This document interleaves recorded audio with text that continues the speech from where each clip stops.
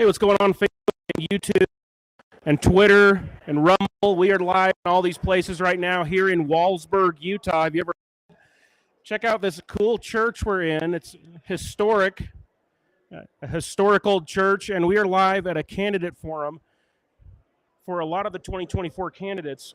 They're going to be speaking here. Everybody's got about 2 minutes to speak, I believe. We're going to be interviewing some candidates as we get time.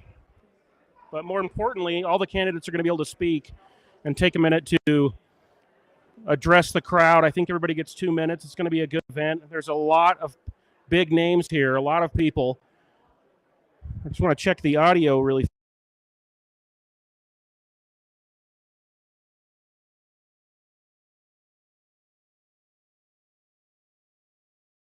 Let me know if you can hear me on the stream. If you could send in a quick chat, add a comment.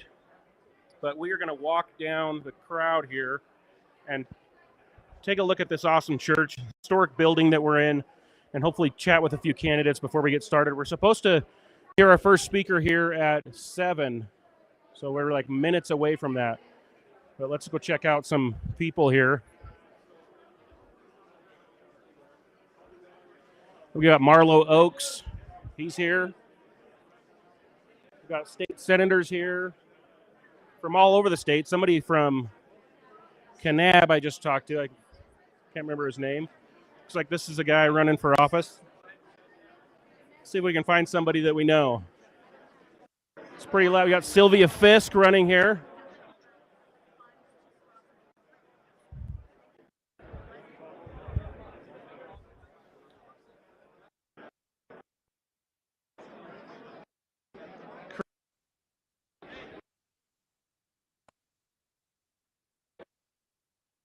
Podcast? Yeah, we're streaming live here. Okay. Be speaking? I am. Great, that's awesome.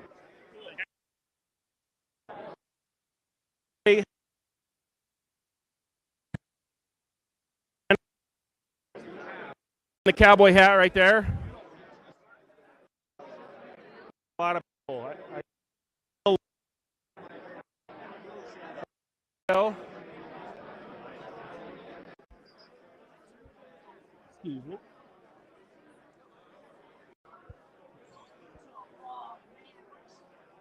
See if we can get Sylvia Fisk here. I heard Mike Lee was going to be here. I haven't seen him yet.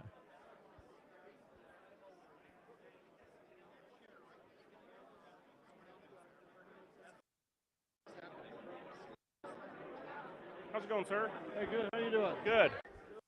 Your office? Yes, sir. That's great. Brad? Yes, sir. All right. Hey, we got Brad Daw here. What are you running for, Brad? State Senate, Running for state senate. What district? District 24. Where's that? That's Orem, Provo, and Wallsburg. Are you running against an incumbent? No, sir. Okay. What's your speech there? My elevator speech is I have experience, I'm accessible, I'm conservative, and I'm very effective. You look at my track record in the House, you'll find I pass the hard bills and I get it done. Well, thank you for running for office. We really appreciate it. Best of luck to you. Let's see if anybody else is available.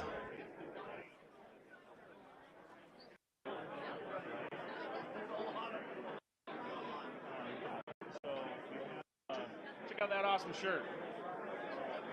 Yeah.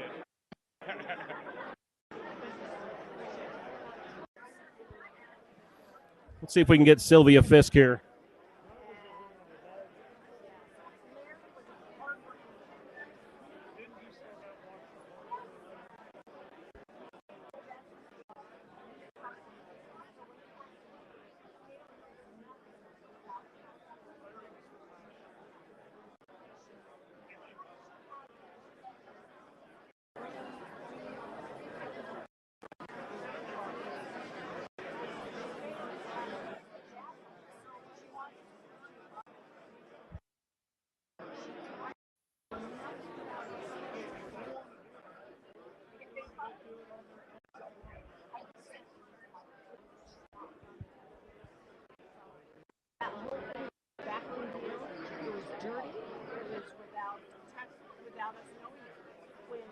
Ryan Smith days before they went to the legislators about this.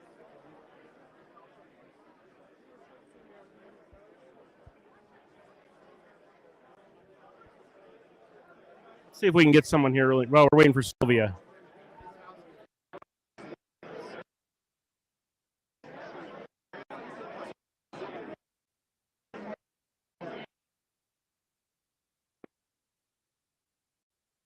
This would look really odd if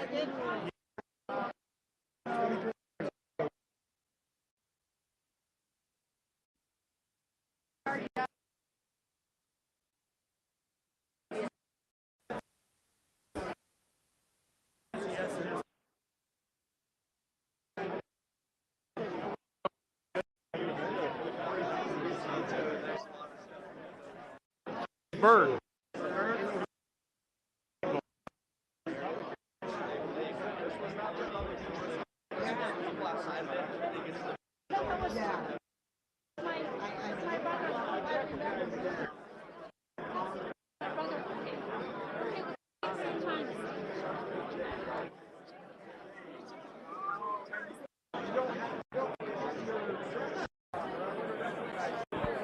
Where's Kevin? I don't know. I just got called. Oh man. Yeah. Well, we hope he wins. Yes. Thank you. Good guy.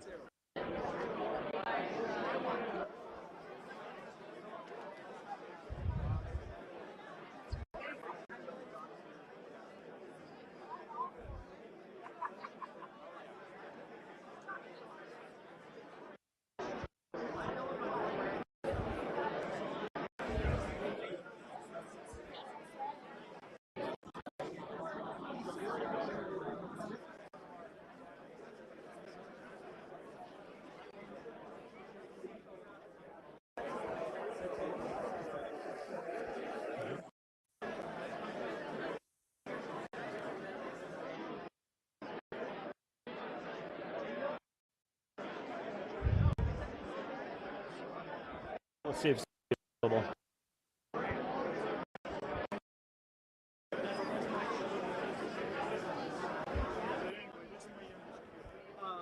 don't know if you've heard of him, but thoughts regarding genomics.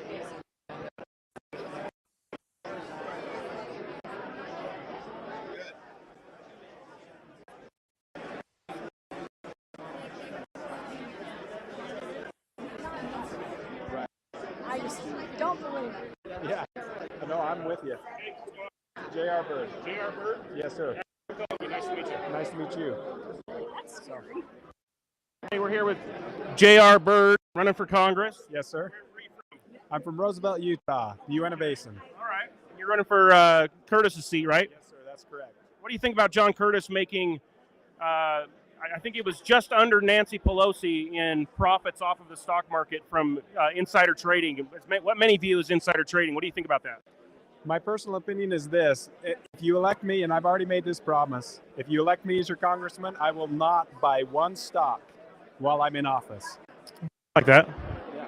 What apart from the other candidates? Great question. So first, it's going to be our background. So I was born and raised in the Basin. I'm a business owner in the energy sector. I'm the mayor of my hometown, so I have that local mayor, that local government experience, which I think is important, closest to the people. I'm an ag producer. I've worked with the Spanish branch, the Latin community for 8 years. So if you look at the things that we face as Americans, our budget, I understand budget because I've built businesses, overhauled businesses. If you look at energy policy, which is a major thing with our country right now, I understand that as well as anyone. That's my wheelhouse. Immigration, same thing. So that is my experience. Others, they are doctors, they're lawyers, they've been in government positions. But ultimately, if you look at what we face as a nation and you look at my experience, that's really what's going to set us apart. Okay. One of the things John Curtis was big about was climate change. How do you feel about spending taxpayer dollars on climate initiatives like the Green New Deal or whatever? That's a good question. So my biggest thing, I happen to like the Conservative Climate Caucus because it's not about climate change. It's about being responsible. And even in the energy industry, we realize we want to be good stewards of the environment. We do it cleaner, more responsibly than anyone. So I think there's a healthy balance there. I think it's completely out of whack right now with the extreme climate change, global warming push. And I've done a lot of research in this, so I understand fairly well and feel very comfortable with where we're at as a nation of being able to drill, being able to unleash our economic potential, our energy potential, without the scary, negative impact major negative impact that's being portrayed. We do want to be responsible. We do want to be good stewards, but we can do both. And so I do like what John's done with the Conservative Climate Caucus. To the degree it gets people talking. I want to get in that and really take it to the next level. Are you gathering signatures for your campaign? We are, but we're doing it organically. So my wife, I have to tell you and give a shout out to her. She's gathered over 800 signatures right now, so over 10% of the signatures we've needed. We have volunteers that have gone out and gathered. We have hired a few people, but it's mostly college kids that are paying tuition, paying off student debt, and that's the way we want to do it. What about the convention? We're pushing super hard with the convention. That's why we're here tonight. In my opinion, this is the best way to not only let people know who I am, but get to know other people, and this is the correct process. And I love the convention system. This is why I'm doing it. I was advised to do the signature route too, but if I, knowing that I was going to do that, wanted to do it the right way. If somebody else wins convention, will you stand behind the convention nominee, or are you still going to run in the primary? So we have our signatures.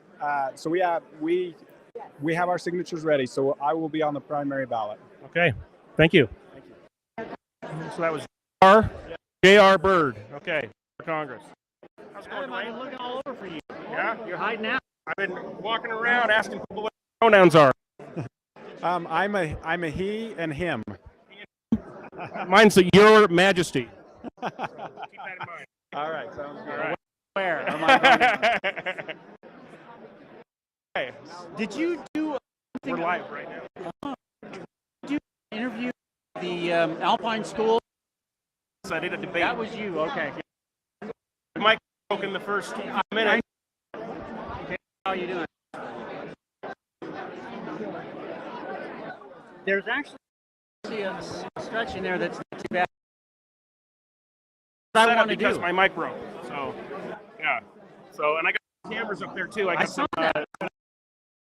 Be here somewhere. Yeah, and they have their own back. Stuff you did. Yeah.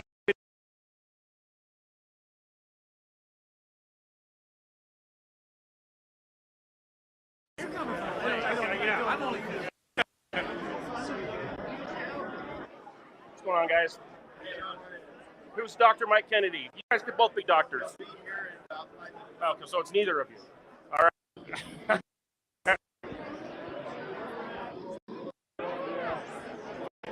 Sylvia. We got Sylvia Fisk here. How do you say your last name? Sylvia Miera. Okay. All right. Let me just switch the camera here. Yeah, my name's Adam. We're Adam. live right now on a bunch of places, all the social medias. Good. So the number one question that people want to know of people running against Spencer Cox is, what are your pronouns? What's a pronoun? Good answer. I like that. What sets you apart from the other candidates I'm a girl, besides that? and I know it. They said vote for Hillary Clinton because she was a woman, so. Was she? Yeah. She was also a mafia boss. She was a bulldog. Well, I'm tough. You're tough? I'm tough. What's your experience? What were you doing before this, or what are you doing now? Working hard. Working hard? Like, what, have you been elected before? To political office? Yeah. Just locally in Where? my county. Okay, cool. You know, What made you decide to run? I'm tired of the lies and the corruption in our government, and I'll call it out, and I'm not afraid to stand up to that. All right, I like that. What do you think about the new funding for the stadium that Cox just signed? While we have homeless, sad. It is sad. It is sad. It's a big waste of money. It is a big waste of money. We don't need stadiums. We don't. The thing is, Gail and Ryan Smith know nothing about managing or owning professional sports teams. So why are we trusting them when she ended up selling the Jazz anyway? Yeah. I feel like we're kind of subsidizing billionaires, really. Yes, and the thing is, our state does not have the demographics to sustain professional sports. I worked for the Jazz for years. You know, filling a stadium like that, we're not going to do it. And in professional sports, these leagues do not want to see Utah win a championship. It's not going to happen. I was there when we had the finals. Do we think that Utah was really going to win that championship against Jordan and the Bulls? It's not going to happen. Utah is not popular in professional sports. We have weird liquor laws that don't sound inviting to the rest of the country. So we're not popular in professional sports. I can agree with that. Yeah. I'm not a sports fan, though, so my opinion's invalid. Well, I am. I love baseball. Yeah. I'd love it, but we can't sustain it. And it's not fair to put it on the taxpayer. Yeah, it's not fair at all. No, it's Well, not thank you right. for running. Thank you. Are you gathering signatures for the ballot? I was, but I don't have the funds. So, you know, you've been using volunteers. I've been getting them myself, and it's a big racket. It's a money-making racket for the signature gathering companies. Looks like we're going to start speaking here. Are you going to be up there? Yes. Okay, great. We'll see you there.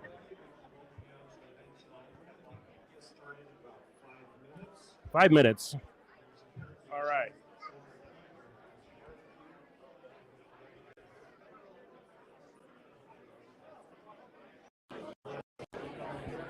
See if we can get Orrin Hatch here. How's it going, sir? You're running a podcast or something? Yes. Yeah, we're live right now. We're live with Brent Orrin Hatch running for Senate. I got your video in the email today. Oh, good. Did you like it? Yeah, it was good. Good. I like. All right. Well, what can I tell you? Somebody said that you kind of were evasive when a question was asked about transgender boys and girls sports, and so that was one of the things I wanted to ask you. I think I've only been asked that once, and it was by a transgender person. I mean, I don't think the government should have any role in forcing any particular ideology on anybody, and so we shouldn't be put in girls sports should be girls sports. You know, we shouldn't have men and women's locker rooms. I mean, how much more? That doesn't sound too evasive to me, and that's been my position all along. Perfect. Okay. All right, I can agree with that. Thank you. What sets you apart from the other candidates? The biggest thing that sets me apart is that I've actually walked the walk. When I got out of law school, I clerked for Robert Bork, who was the most conservative judge in the country. He was nominated by President Reagan to the Supreme Court, and the Democrats just tore into him personally because they couldn't compete with him intellectually. So I learned right off the bat how tough it was to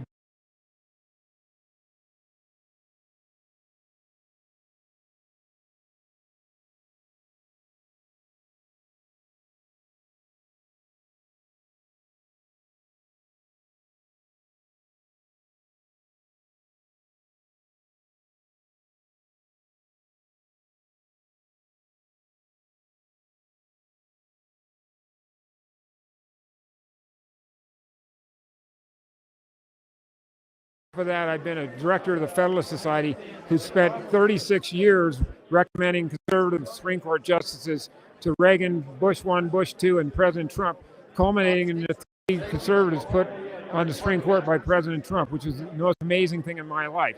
Because what lasts more than a president? True. A Supreme Court justice. I made that my life. That doesn't sound like someone who's equivocal. That sounds like someone who knows who they are and what to do. And with me, you get someone who's going to hit the road running, not someone who's going to be training to be a United States Senator. One of the things you mentioned in your video was you talked about your main competition, standing up against your main competition in that race. Would that be John Curtis? Well, if the Desert News did a poll and John Curtis, Iowa 1 and 2, and everybody else is considerably behind that. So, you know, if you believe the poll, then I think you'd have to say that. And I think we're diametrically opposed philosophically inside the Republican Party. I view myself as I actually think I'm the most conservative and the most qualified candidate in the race. There's a lot of people talk a good talk, but they flip-flop during their careers. I haven't. I just told you for 36 years I've been fighting for conservative justice on the Supreme Court. That doesn't sound like somebody who's flip-flopped or somebody who's equivocal about what they believe in. Okay. What about last question before they're going to get started here? There's people have talked about splitting the vote in the primary against someone like John Curtis, who was the sitting congressman, who was a previous Provo mayor, and if someone else gets the nomination in convention, people are worried that someone gathered signatures is going to split the vote, and we're just going to have John Curtis. Do you think you can beat him in that scenario? Oh, I do. Of course I do. I don't think his support's that great. I mean, when we go around the state, he has some supporters, but they're mostly he's not even a full majority of his own district, and he's not known in the other 3 districts. So I think absolutely, I think I'm the guy to do it. I've got the backing from other conservative entities, and I've got the smarts and the experience to pull it off. Cool. Thanks. Thank you very much. I appreciate your comments. I don't. Yeah, it's live on Facebook, YouTube, Twitter. Yeah. At Facebook, it's the Utah Presidential Campaign or Adam for Utah. You can just find me on YouTube and Twitter at Life Driving. All one word. All right, cool. All right, guys, we're going to head up front. Let me squeeze through you here. Sorry. Hey, we got Tina Cannon right here. State Auditor. Yes. What does the auditor do? So we are over everyone's fiscal and statutory compliance. All 1,800 agencies, that's state, local, so county, city, school districts, universities, right down to cemetery districts. We're over all of their financial and statutory compliance. Are you running against an incumbent? No, John Dougal is actually running for Congressional District 3 for Congress. Okay, cool. All right, well, thanks for running, Tina. Are you? Do you have any other? Are you running unopposed?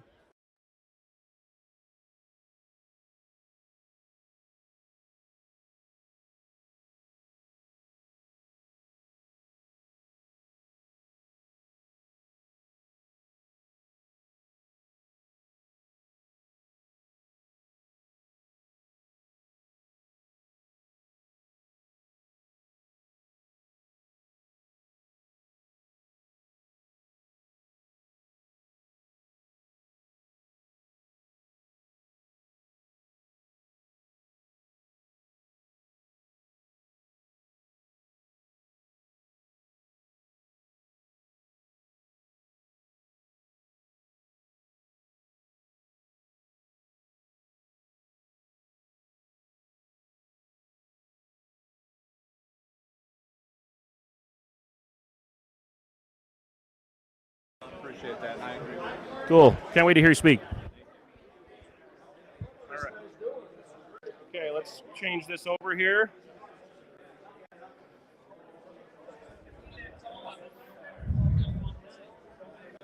Okay.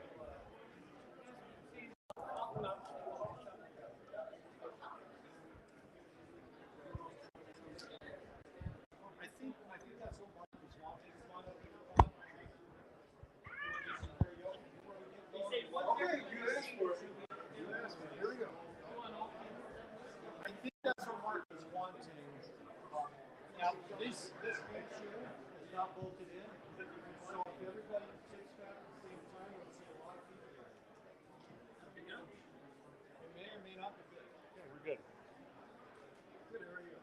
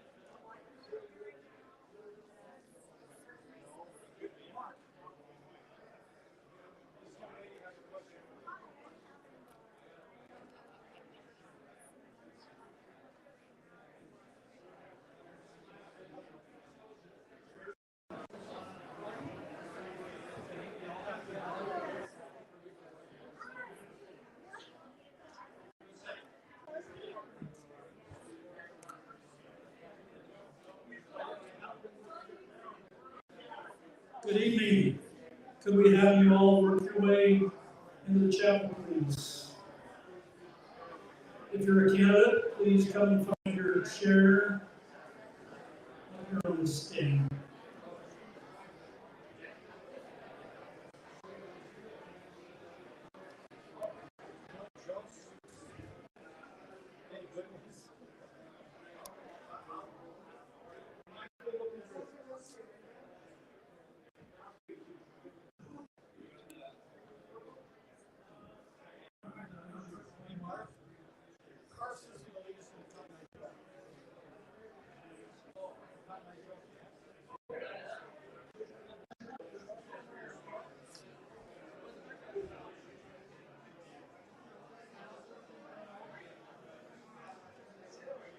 We have plenty of seats. If you will slide to make room for others to slide in, that would be appreciated.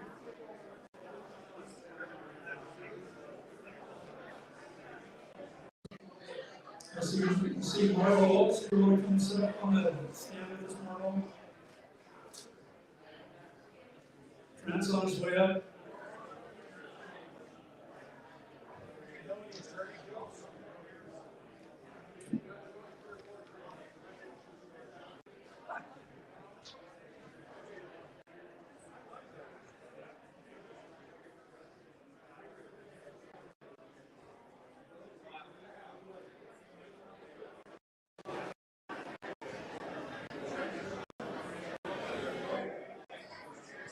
All candidates, please come find a seat on the stage here.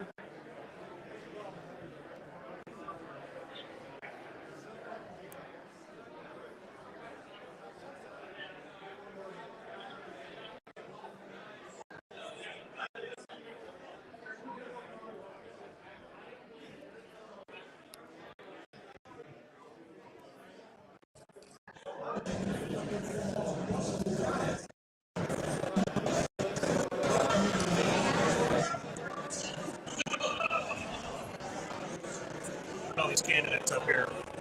We're going to give it 2 minutes. It's going to be great. Hopefully our internet works. We're connected to the Elon Musk Starlink right now.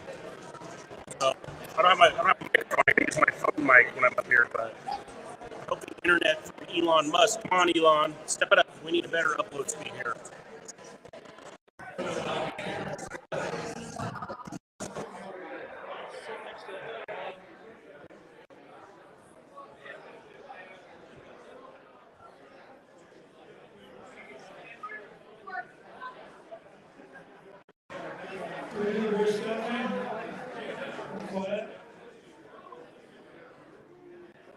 See if that still works if it's rusty.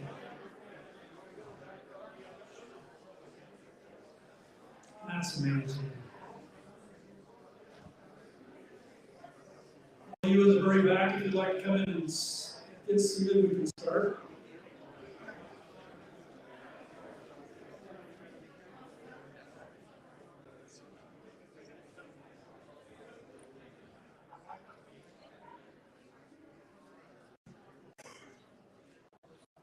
If you can slide to the outside to make room for those stragglers who are coming, that would be gracious of you.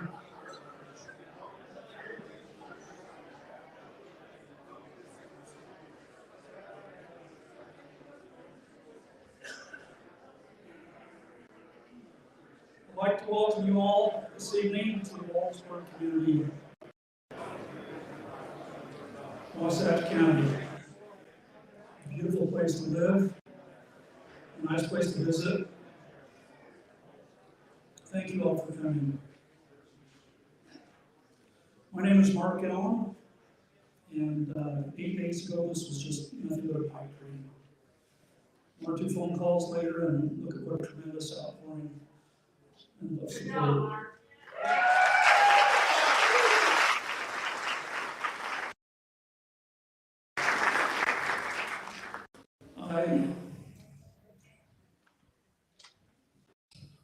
I'm grateful that we have an opportunity as Americans to come together and voice concerns and look for solutions.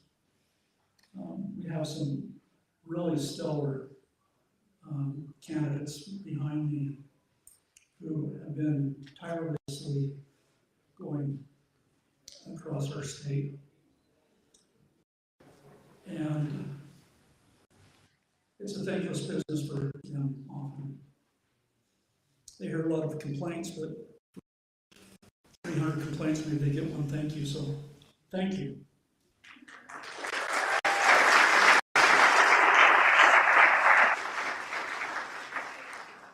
Before we do the pledge and prayer, there is one thing that I wanted to just briefly touch on. My dad's an engineer, and he has a little quote that he's recited a few times. That which is measured improves. That which is measured and reported upon improves exponentially. I've got a couple of things I'm going to just pass around for you guys to look at, but there are races in America that we don't have much of a vote on. It's our most important race. Who are our judges? And do they equitably apply the law? So on all your seats, you've seen this citizen portal flyer. And Brother Paul's behind that. My goal is to get cameras in the courtroom so we can monitor the conduct of judges and attorneys.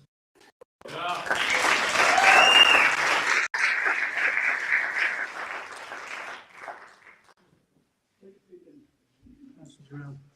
Buck, would you take one pass down each side? We have a lot of judges, and chances are, if I were to put any one of these guys on the spot to name the judges that are in your district, you probably couldn't do it. But they're supposed to apply the law based upon what we legislate, right? Thank you. We'd like to start our meeting with the Pledge of Allegiance. It's going to be conducted by Buck. And then prayer will be given by Carolyn Marriott, who's the alternate state delegate. And then we'll have 2-minute speeches from each one of our candidates. I'm going to ask that you refrain from applause because you can tell it's already going to be an hour of commentary. Buck is our timer down here. He'll give a 1-minute time, and then he'll give you a 30-second time, and then he'll cut you off. And if you don't stop talking, I'm going to put my arm around you. We'll go to that. Thank you. I'll ask everyone to stand. Please follow me in the Pledge of Allegiance. I pledge allegiance to the flag of the United States of America and to the republic for which it stands, one nation under God, indivisible, with liberty and justice for all. Thank you.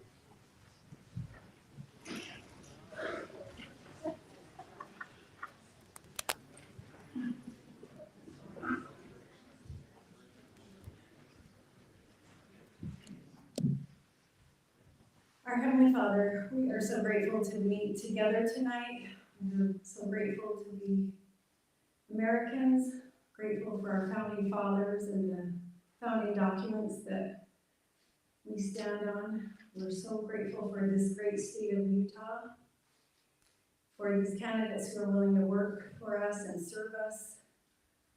We would ask thee to bless us with thy spirit tonight. Help us to have the spirit of discernment and know what will be best to do for our community and our state.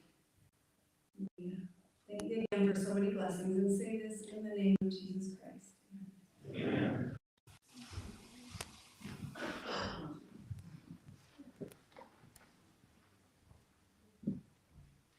Thank you very much. Little order of housekeeping. There's been we've taken all the bolts off these chair seats, so they have to cooperate. It's forced cooperation. Again, thank you. It's amazing. Anybody out there looking for a place to sit? There's still plenty of seats up in here if you want to work your way up in here. And if you that can make room, we've got 20 people back there standing, there's room for you up here. Dr. Kennedy, would you like to come up? Okay, all right. Make sure to focus on that camera. Thank you. I don't have any set order, but I do know that we have a few that have traveled along and have done more than almost humanly possible. So with that, I would like to start the evening with Marla Oaks, and then let's work our way next over to Mike. Now we'll take the second row first, and then we'll decide who's best behaved, and then we'll go from there. Thank you, Mark. Thank you. I'm Marlo Oaks. I'm the state treasurer. I'm thankfully running unopposed. I see my cousin here. Hello, Gina. What gets measured gets improved, as Mark was saying. Unfortunately, that's in one of the documents from the White House that talks about managing Mother Nature. What gets measured gets improved. Things like photosynthesis and other natural processes.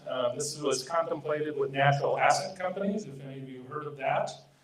This idea that the New York Stock Exchange would list companies whose purpose was not economic activity, it was to manage Mother Nature and to maximize Mother Nature on land, which means no economic activity like oil extraction, mineral extraction, grazing, all these things that are happening on public land. They could have raised money from investors around the world, including from China, Russia, and Saudi Arabia, and US, and then go out and manage land for conservation purposes.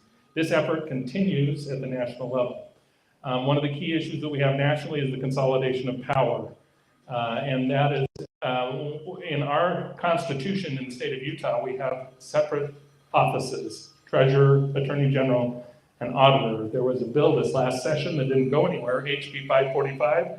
I suggest all of you look it up. It contemplates appointing these independent offices instead of keeping them independent. Thank you. I think you can all figure out where I stand on that issue. That would effectively silence the treasurer and the auditor and the attorney general. Thank you.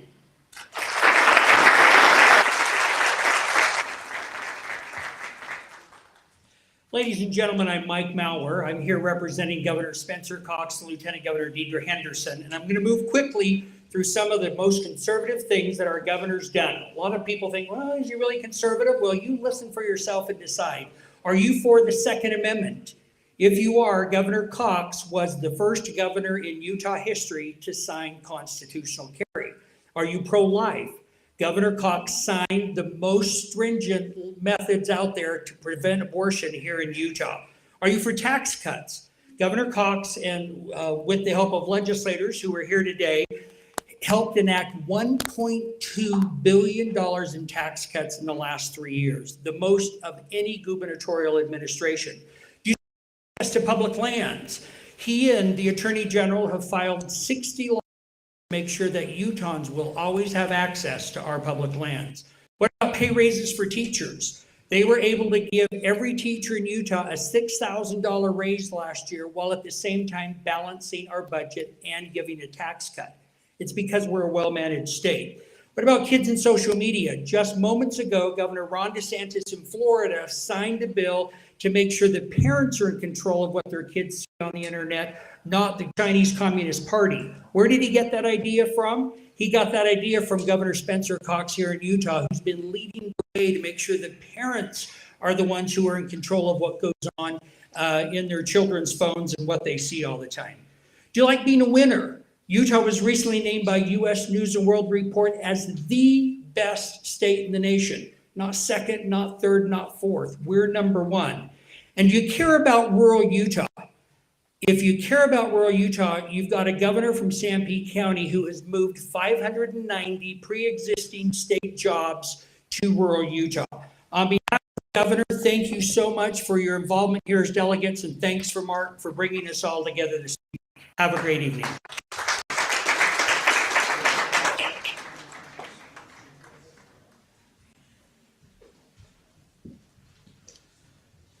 this on the fly. I think it'd be fair to do the governor candidates first. So let's invite Sylvia up next, and then Carson, then Phil.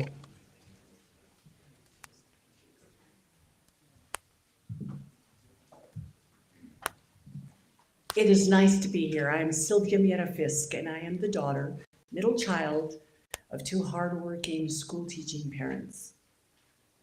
As your governor, I will tell the truth. If you come to me with a question, I will answer it. What I won't do is serve you with a lawsuit to silence you. I won't allow my staff to sue you with a lawsuit to silence you. I will bring integrity, transparency, and truth back to our government because I will be working for you, not special interest groups, not lobbyists, and not money. Thank you.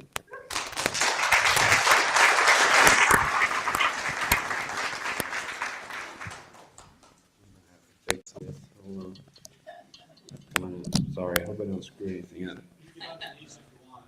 I don't think I can stand like that for 2 minutes. My name is Carson Jorgensen. I'm running for governor. And I'm running because for far too long, I've been worried about the quality of leadership and the direction of our state. I know that you all feel it. We see that drift a little bit more blue every year. But we've seen what works. We've seen what policy works. Red works better than blue. Republican works better than Democrat. Conservative works better than liberal. We see it time and time again. So why do we elect these Republicans who find the need to wander down the middle of the road trying to please everybody when we know what works? And that's why I'm here. I have 5 little girls. My family, we've been ranching here in Utah for 6 generations, 170 years. I'm concerned that it's not going to make it to 7. And that's why I got involved in politics. I'd rather be home, working sheep, being out on the ranch, and doing those things. But this is far too important. There's far too much at stake. Over the past 10 years, we have doubled our state spending from $14 billion to $29.5 billion. In the last 3 years, we have gone from taking $4 billion a year to roughly $9 billion a year from the federal government. An audit came out today, and the auditor put out that he was concerned about our dependency on the federal government. And right now, I can't think of a worse idea than to tie our success here as Utahns to the federal government, who is out of control printing money and putting it on the backs of your children. That's what's happening. And that's what we're going to put an end to. That's why I got involved, and we're not going to wander down the middle of the road. We need strong conservative leadership and a clear direction and a commitment to head that direction. And that's why I'm running for governor.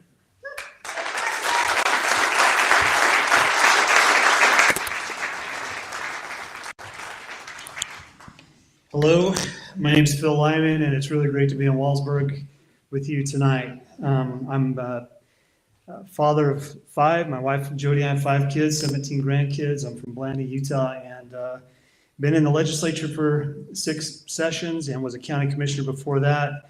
Went through some experiences standing up for my community in Blanding. Ended up getting charged federally, went to jail, got a pardon from Donald Trump, and I understand I understand the weaponization of the federal government, and I don't look kindly on it. And I don't look kindly on the weaponization of state government either. I want to quote something here from the Declaration of Independence. I'll kind of paraphrase it. All experience hath shown that mankind are more disposed to suffer while evils are sufferable. But when a long train of abuses and usurpations, pursuing invariably the same object, evinces a design to reduce them under absolute despotism, it is their right, it is their duty to throw off such government and to provide new guards for the future of their security. That's exactly what we're facing here in the United States. If we don't think that our very livelihood, our very families are under threat, then we haven't been paying attention. During COVID, parents' rights were taken away. Their parents were referred to as domestic terrorists. Our children's personhood was taken away, putting them in masks involuntarily, keeping them in masks while the state was collecting nearly $1 billion in ESSER funds on the condition that our children remain in masks through the end of the school year. You thought it was to save grandma and grandpa, but it was financially driven. As we look at those funds going out in no bid contracts and coming back into campaign accounts, it's called corruption. I'm tired of it. I'm really tired of watching it happening at the state level. I've watched the public lands be commandeered through Bureau of Land Management and environmentalists who are using them as a weapon. It's not okay. It's not a political platform for me. That's the reason I'm running for governor, and I would appreciate your support. Thank you.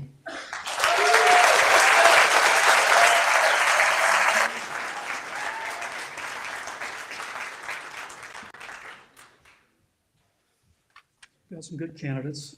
Let's do the congressional race next. Dr. Kennedy, would you like to come up next? And some of the candidates are at other events tonight, but they expressed their wishes they could be here. I'll turn the time over to Dr. Kennedy. Mark, thanks for having me here tonight. Mark Allen's a good friend of mine. I just sure appreciate what he's doing. So I'm Mike Kennedy, running for Congress, Congressional District 3, and I'm proud to say right now on the toes of my shoes, I have Uinta County coal dust because I was at Bonanza, the power plant of Bonanza, just this morning, taking a tour and seeing my friends in Uinta County, because we believe in the state of Utah that we should not disempower ourselves, that we should support our fossil fuels, that the climate crisis is being generated on, the hoax that's going on with that the reality is Utah should be energy independent, and I am going to fight for you to make sure that these environmental regulations that are destroying our country and threatening our very existence are destined to DC. So I'm fighting for you for that.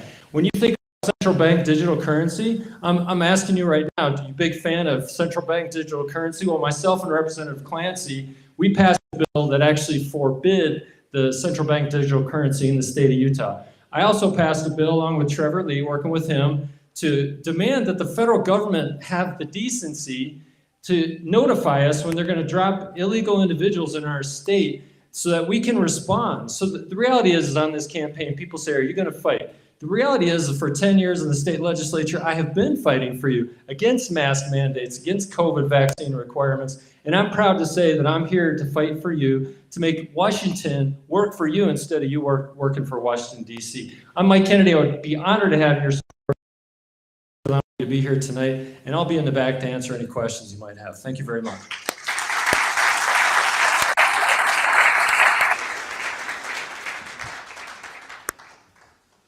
Should have announced a few more. Let's excuse me if I don't recognize everybody's names and faces. If I miss anybody, please let me know. So Chris Herod, I know that he's here. John Dougal. Is there Stuart Pay here? Yeah. Stuart. Catherine. So let's go to that point, please.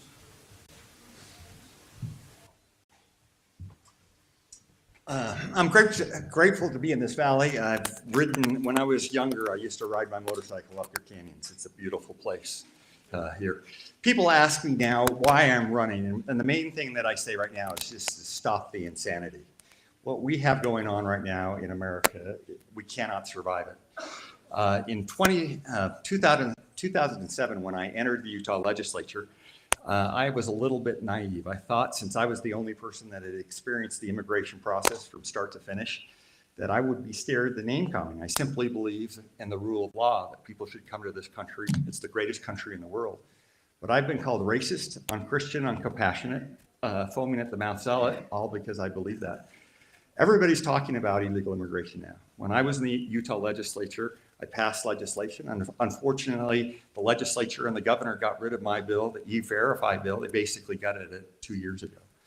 One of the things that you get with me is I am a fighter. Before I entered the Utah legislature, I was ranked #1 in the nation in fencing, in the sport of epee, the last Soviet Union fencing champion. Well, I have a record. I planned the first Tea Party here in the state of Utah with David Kirkham.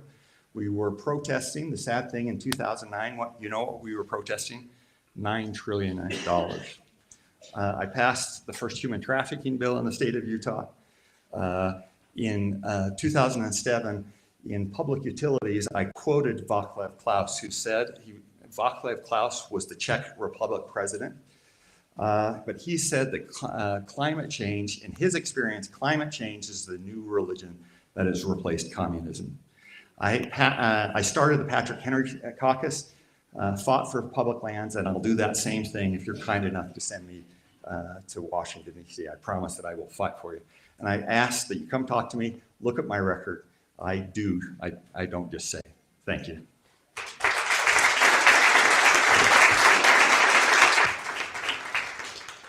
Good evening. My name is Stuart Pay. I'm running for Congress. To understand who I am, I want to tell you a little bit about me. In the summer of 1996, I enlisted in the Utah Army National Guard.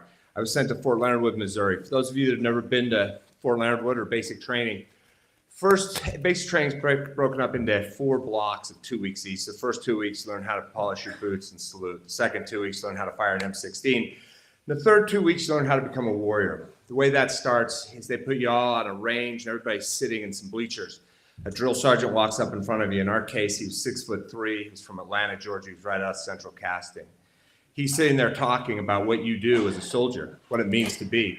And at that moment, in the background, you can hear a 50 caliber machine gun start to echo through the hills. And he stops speaking and he says, "Privates, do you hear that sound?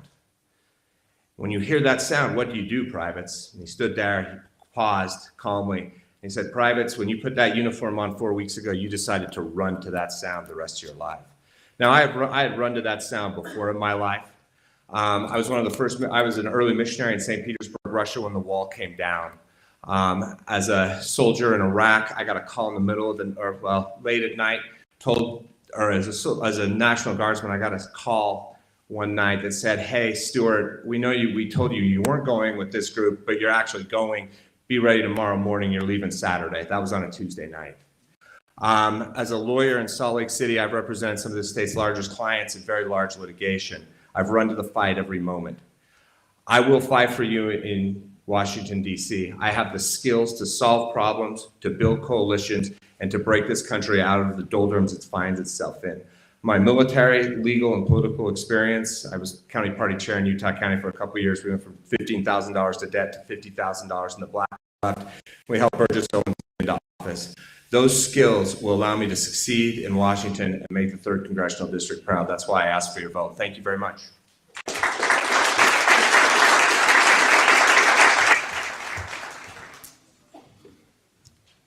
I'm John Dougal, Frugal Dougal. I'm going to be a little more blunt than the treasurer. Over the last 12 years, I've fought to be your watchdog, to help you hold government accountable. There's a reason why auditors should be independently elected. You need to tell the legislature, you need to tell the governor not to take your vote away. Will you help me with that fight? Will you help me with that fight? Thank you. I'm running for Congress. I want to tell you what we're dealing with back there. A couple of years ago, I drove down I-15, drove past a Prius with a bumper sticker that said, "Stop mining." Think about that for a minute. Stop mining. The 20-something driving that car clearly had no clue where the steel came from, the plastic, the tires. Did I mention it was a hybrid? What about that battery? Completely oblivious. Reagan said, "It's not that our liberal friends are ignorant. It's just so much what they know that just isn't so." That is the logic we're dealing with in Washington, D.C. I've spent years, both as a legislator and as auditor, fighting to get government off your back and out of your wallet. That's what I will continue to do in Congress. That's what you deserve, and I'll be frugal with your time. Thank you so much.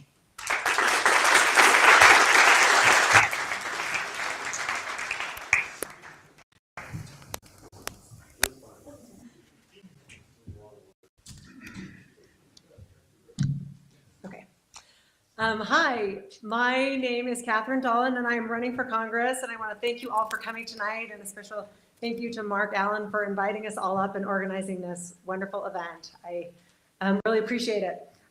Because I'm not a politician, I want to tell you a little bit about my background and what I am doing up here. I am a mom, I'm a taxpayer, I'm an advocate, and I am sick of the out of control spending in Washington. I became a state delegate about 10 years ago, and when I did that, I would go to the candidates and I would say, "Hey, our federal debt is $14 trillion. This is out of control. What are you going to do?" And there are lots of plans and lots of good intentions. And it's been 10 years, and now our debt is $34.5 trillion and growing quickly, and nothing has happened. What we're sending, it's not working. It's not changing. The people in Washington don't understand what that control federal spending does to our families. When out of control government spending causes crazy inflation, it doesn't affect their families the way it does ours. My family feels it, and so do most of the families in the 3rd district. My middle income family felt it when grocery prices doubled. I had kids in diapers when the diaper prices literally doubled. It's not working. If we continue to spend like this, if we continue to send the same politician back to Washington to represent us in Congress, we're going to get the same results. I will go back and pass a balanced budget. That's my #1 priority. It won't be about re-election. It will be about my special interests, the kids, the grandkids, the future of our economy. My name is Catherine Dolan, and I would appreciate your support.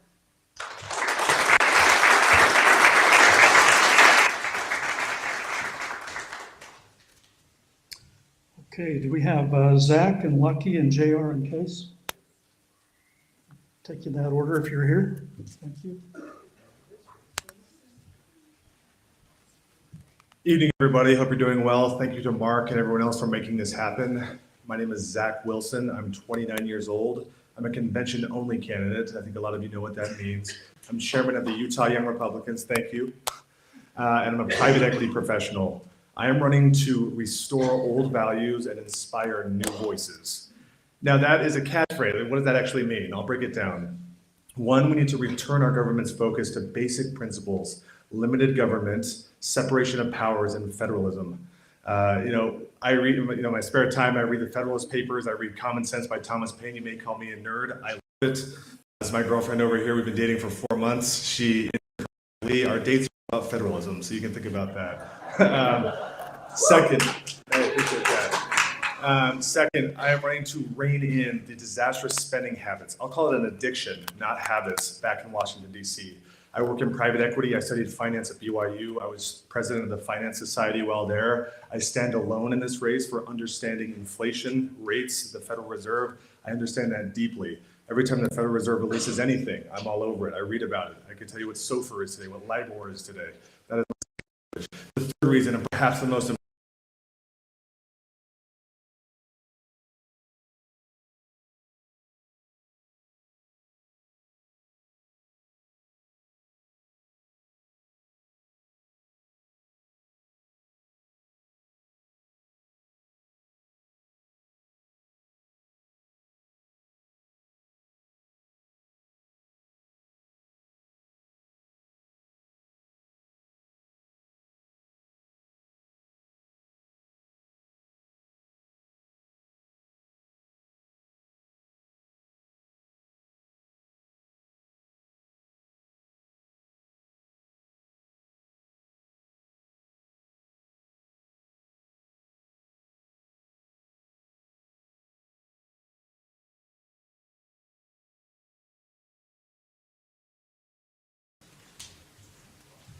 I don't think Lucky's here, so I guess I'm up. But I'm JR Bird. I'm running for Congressional District 3, and I really appreciate a lot of the things that have been said tonight. So when you talk about coal dust on your boots, I've got coal dust on my boots. I've got manure on my boots. I'm from the Uinta Basin, born and raised. And so I understand a lot of those things. When you're talking about public lands, when you're talking about, BLM and government overreach, those are things that I've lived my whole life. A little bit about me. Grew up poor, fairly poor, but lived the American dream and was able to start my first business in the oil and gas industry. I became the mayor of my hometown. We talk about the things that we will do when we get to Washington. I want to talk about a little bit about what I've done as a mayor. When I first got elected on the council, I saw a Good Old Boys Club that existed. I led the charge to root out corruption in Roosevelt. Not only that, as soon as that regime was voted out, something that people said would never happen. It had existed for 30 or 40 years. We got them voted out. The very next thing we did is implement term limits. We got that passed. I'm in my second term. I'm done. We talk about things that we'll do, and these are things that I have done. When we talk about the budget and finance, I'm a business owner. I've bought businesses, I've restored businesses, taken them from failing to success. These are things that I'm familiar with. Energy policy. This is my life. This is what I've done for the last 23 years. When we talk about immigration and the border, I've lived with the Latin community and understand the problems that we have. We're incentivizing illegals to come across, and we're penalizing legals. This should not happen. Not only do we not like that, but the people that have come here legally do not like that. We have to stop the illegal flood of immigrants across the border. These are things that I know. These are things that I'm passionate about. These are things that will differentiate myself from the rest of the candidates. birdforcongress.com. Thank you so much. And Mark, thank you for having us tonight. Appreciate it.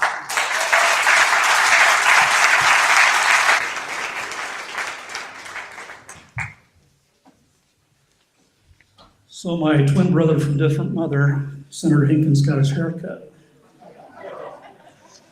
I'm not planning on getting mine cut until we clean up our politics. You know, I ingested 1,000 hours of legislative and Senate hearings in January that our Utah legislature participated in. 1,000 hours. 591 bills passed. Governor vetoed 7. I heard a lot of people patting themselves on the back for over the last 10 years or so, $1.2 billion in tax breaks. I did a little bit of math. I appreciate the 12 cents a day break. With that said, Senator Hinkins, would you please report to the pulpit? Senator Hinkins, let's have you lead, and then we'll do our AGs. Thank you. Thank you. And I first met Mark when we was working on cleaning up American Fork Canyon. I've been in the Senate now for 16 years, and I started out working in the coal mines. I went to Utah Technical College in Provo, and went to work for the U.S. Steel Horse Canyon mine, and I worked there for 3 years till they shut down the Geneva plant in Orem. And because we didn't have a coal market, we weren't competitive because we'd been a captive market. I ended up moving back to my hometown in Orangeville, Utah, in Emery County, and started an electrical business, and I repair all the big electric motors for all the coal mines and power plants. And it came to, I went to a mining convention in Carbon County at the Country Club. When Mike Dimitrich, who had been in the legislature for 40 years as a Democrat, he said that the only person that could replace his seat would be a Republican from Emery County. And since all of the boys there were from Carbon County and they were mostly Democrats, then they had endorsed, some of them had endorsed Obama, President Obama, who wanted to kill coal. And so I was basically railroaded into running for the Senate, which I'd never been to the Capitol before. And it's been quite an experience, a real eye-opener, but my real intent is to try to keep the coal-fired power plants operational in the Huntington 100 power plants and keep the mines. When I first started in business, there was 30 coal mines and 7 federal mine inspectors. Now there's 30 mine inspectors and 6 to 7 coal mines. And so you can see what's kind of how a turnaround has been. They've over-regulated the industry. I also, my son's a mining engineer.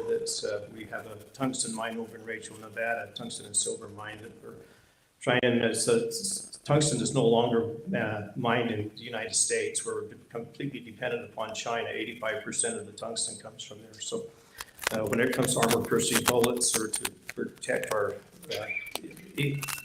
vehicles, tungsten is very important. And so we're trying to rejuvenate that mine. And so I enjoy being in the Senate, and I enjoy representing Daniel, Charleston, and Timber Lakes. I represent 9 counties total, and so thanks for your support.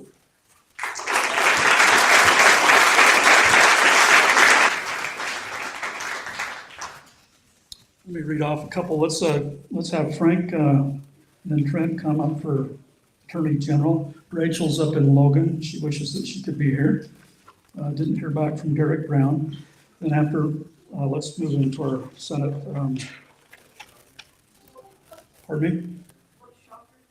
Then let's go to Brent Hatch, and we have everybody here for John Curtis, Chandler, Jeremy Freebaum, Jake, Jason. So we'll go to that. If you remember that order, I can't.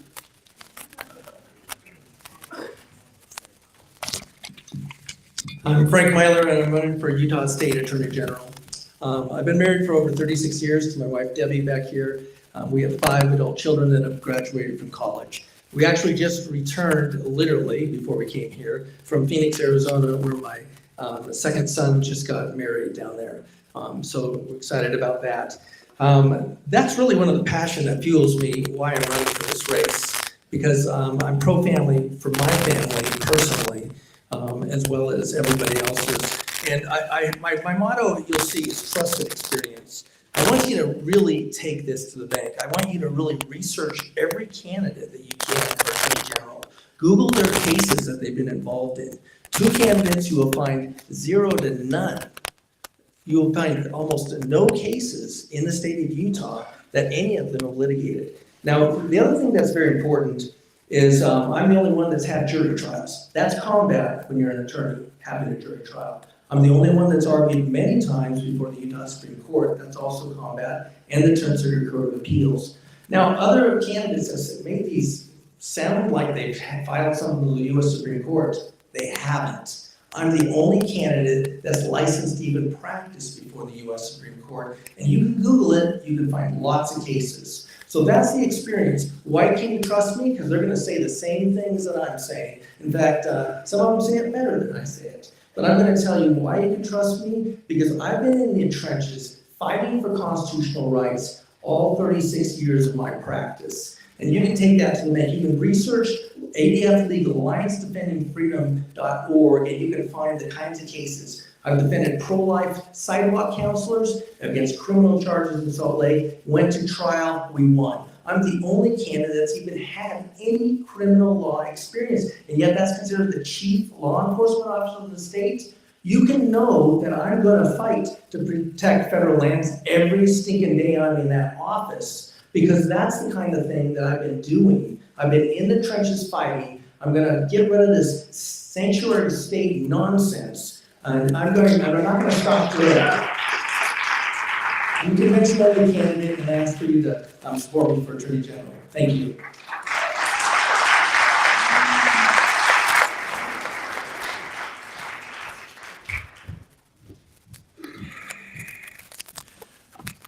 My name is Trey Christensen. I'm an America First candidate for Utah State Attorney General, and as your Attorney General, I am going to drain the Salt Lake swamp.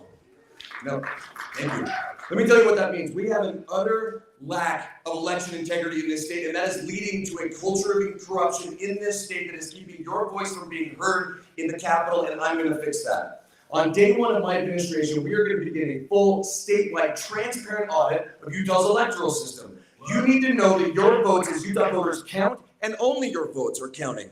Now, there's a lot that an Attorney General can do, but you have to stand and go above and beyond, right? You have to have a vision. We have experience. I've been a litigator. I've done cases in complex business litigation in Boston, and I've had cases, pro bono cases, where I protected parental rights. But it's not enough to just go in and do the job. You've got to step above and beyond and have a vision for the future of what you're going to accomplish for the people of Utah, and election integrity is my #1 issue. If you don't have election integrity, you have nothing. And that's what I'm going to fight for day 1 in the office. Second, top cop. Utah's Attorney General is the top cop in the state. That means you need to have relationships with those law enforcement officers. Just because someone's a chief law enforcement officer doesn't mean that they're the state's attorney. They're your attorney against the power of the state when they come for you, even against the power of my own office when necessary. So I will work with local law enforcement, and in particular the county sheriffs, to make sure that your rights are protected. And when we build those relationships, we're finally going to be able to fight what's going on at the southern border and protect our laws and make sure that this never becomes a sanctuary state. That is my biggest issue right now, because that's what's happening. Look, I'm not getting into this race because I want power. I want to pull the power down. I'm not getting into this race for fame. I have the love and adoration of my 4 children, and that's all I need. But but I will not allow them to grow up in a state where we become California in 10 years. I will not allow them to grow up in a state that acts like a sanctuary state, and I will not allow my children to grow up in a state where the federal government acts with impunity to take away our rights, take away our lands, and take away our voices. I'm the Attorney General candidate that's been a CEO. I can bring litigation and leadership to this office and protect your individual rights. Thank you.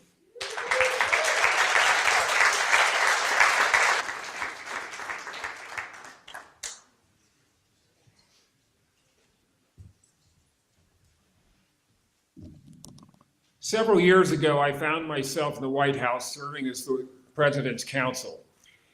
And a tragedy had happened. A hurricane had hit Puerto Rico, and it had wiped out the electrical grid. All the police abandoned their posts, and the prison guards opened the prisons and took off for home. And I was called by the president and said, you need to get down to the Situation Room now. The Situation Room is just almost exactly like you see it in the movies. Every time you see a movie, and buried in the White House, it's a secure area. And I was there with the chairman of the Joint Chiefs of Staff, the deputy chief of staff of the president, several other military officers, and we were deciding whether or not we would send the military in to restore order. And we're getting shortwave radio broadcasts from people. This is a Second Amendment pitch too. They're on top of their stores with shotguns and rifles trying to protect their property because civil order was gone. And I'll never forget when we talked about sending the military in, someone said, can we just send it in with rifles but no bullets? And the chairman of the Joint Chiefs of Staff said, that's cutting the bologna mighty thin, son. If we go in, we're going in locked and loaded.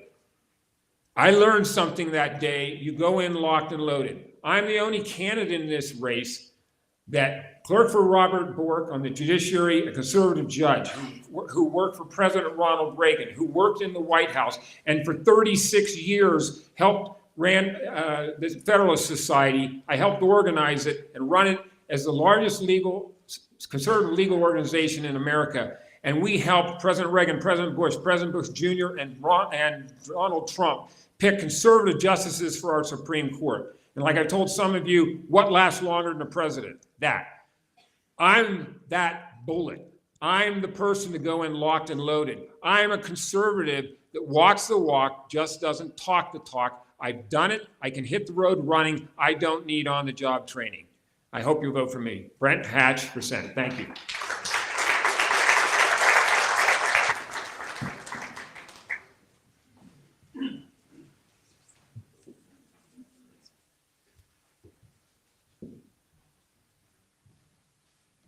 Hi, my name is Chandler Tanner, and I'm running for U.S. Senate. I'm running for U.S. Senate because living the American dream has worked really well for me. I'm the grandson of a coal miner, the nephew of a coal miner. My name is Chandler Hinkins Tanner, if you didn't make that connection. I grew up in Orangeville, graduated top of my class from BYU, went to Harvard Law School and got a JD, went on to Oxford and got a master's degree in history from there. Worked in law for a couple of years in New York and then returned to Utah, where 10 years ago, I started a company that supports childhood literacy, provides tools and families with tools and online tools to encourage reading and to make our youth strong readers, which is one of the best things we can do for them. That company has allowed me to return to Orangeville. When I was a little boy, I grew up watching my Uncle David drive around town, go to his shop, and I was inspired to also be an entrepreneur. So I started this company like him with two of my brothers. And we run it for 10 years and sent over 1 million books to families around America and have over nearly 100,000 users of our software. Now I'm back in this small town with 4 kids and my wife. My kids ride their bikes around with friends after school. We have the coal mines and the power plants, and I have to tell you, since my Uncle David is here, I have to say I used to drive around and see a bumper sticker on his truck that said, "Earth first, we'll mine the other planets later." That's a sentiment I think we can all agree with. I love our rural lives. I love our rural areas. I love being in our town of Orangeville. I want to preserve that experience for our kids. I have credentials and abilities that I think could help us help Utah have a strong representative in the Senate, someone who can command attention there and do great things like we've seen other young senators do in other states, Ted Cruz in Texas, Tom Cotton in Arkansas. They come with a similar background, strong academic credentials, youth and vitality to go in and make a big impact, and I offer the same option for Utah. Please support me at the convention. I'd really appreciate your support and love being here.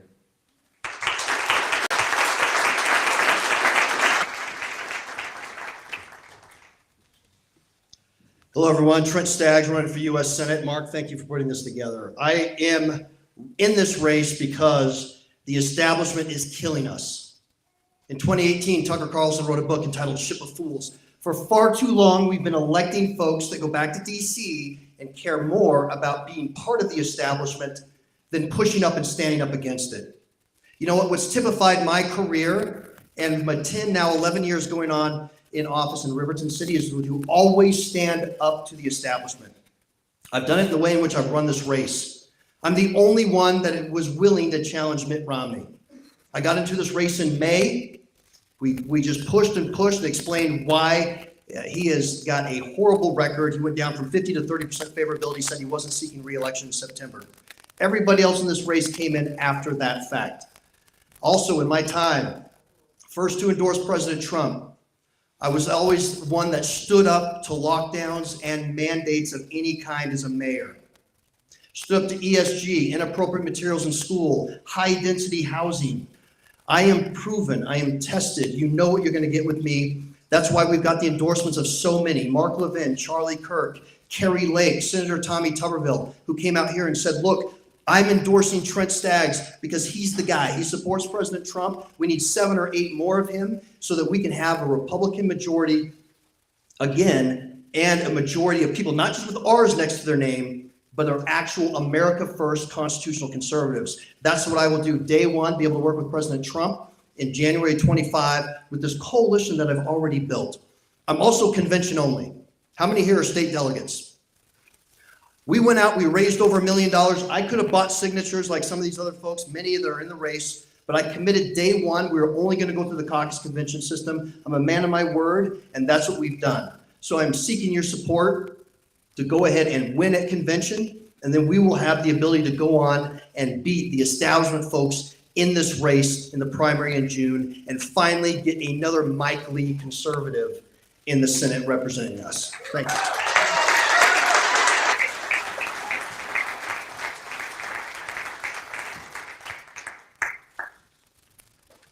How are you all doing sitting in those flimsy chairs?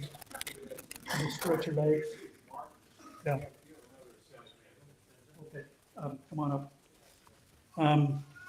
I did want to just mention that Carolyn Pippin is up in Cache Valley, and she did get excused. She sends her regards.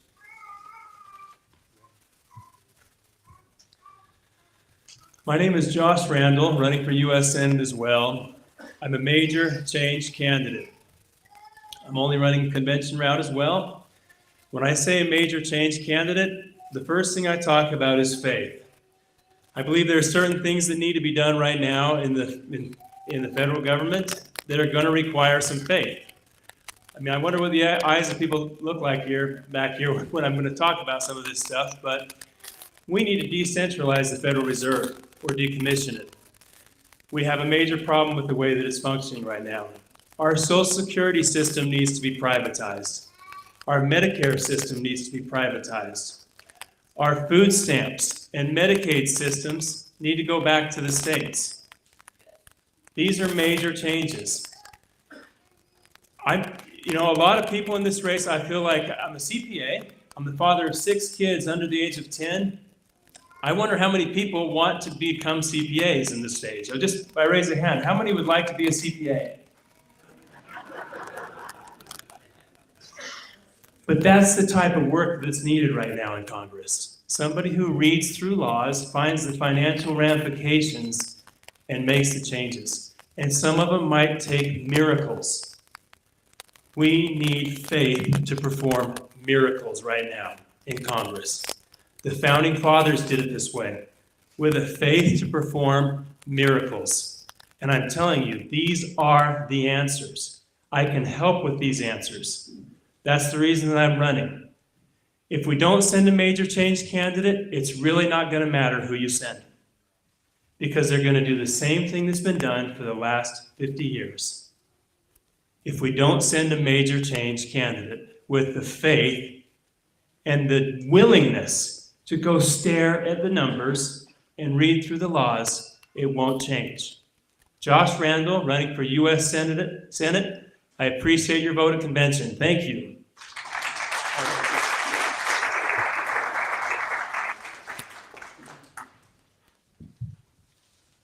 Just have to say, Buck, you're really controlling this meeting nicely. Thank you.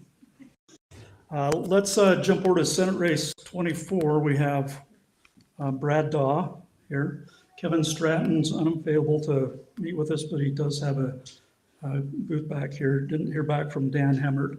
Senator Bramble did call today. He withdrew from the race, and we're going to invite him up to take a look at the Wallsburg Museum one of these days. Thank you, Mark. My name is Brad Dye. I'm running for Senate District 24. That covers part of Warren, part of Provo, and all of Wallsburg.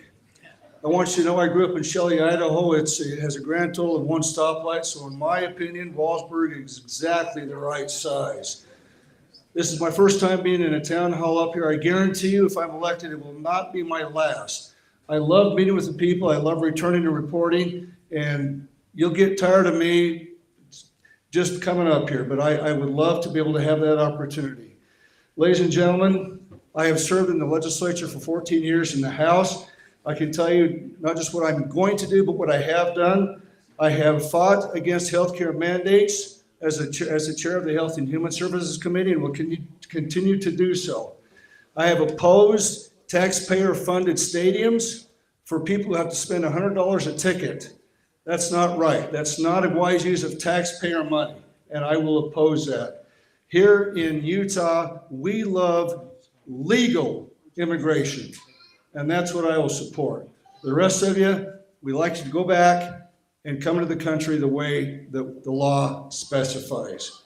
And frankly, ladies and gentlemen, one more thing I want to say very bluntly. In my opinion, DEI is DOA.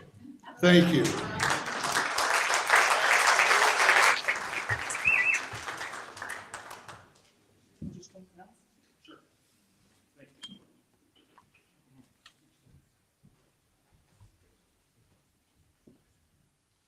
Mark, thanks so much for putting all this together. My name is Michael Cook. I'm running for Senate District 25. That's Mike McKell's district.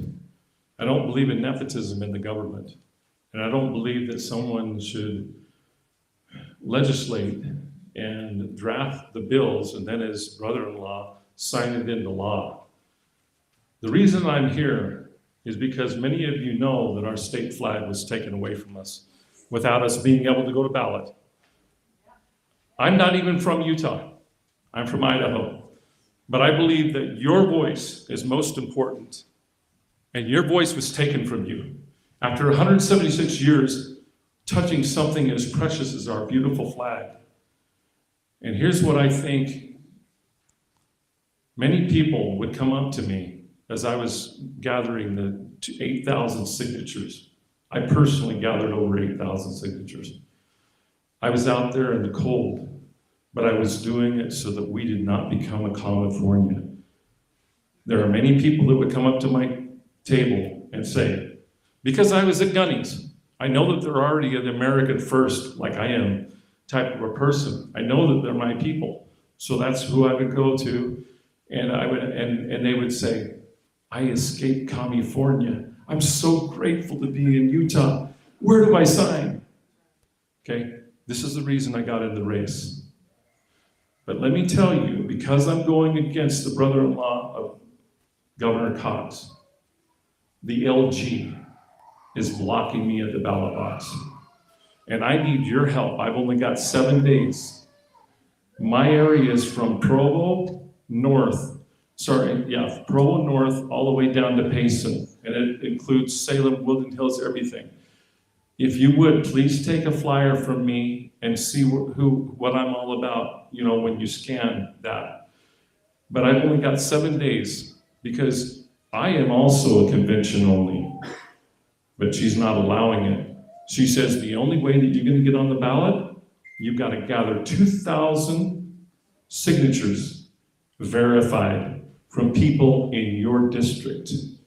And even if you were to go to convention and you were to win, we're not going to certify your win.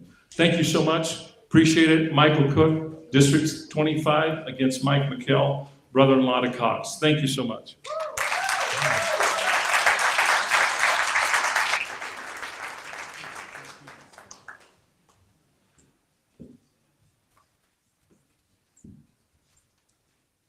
Gathering signatures is no easy task. I did a couple hundred, so I salute you for your efforts. When I gathered signatures up here, many of the farmers had no idea. Probably still don't. If we could, let's have the assessor, the incumbent first, and then we'll have Bob Adams. So Todd first.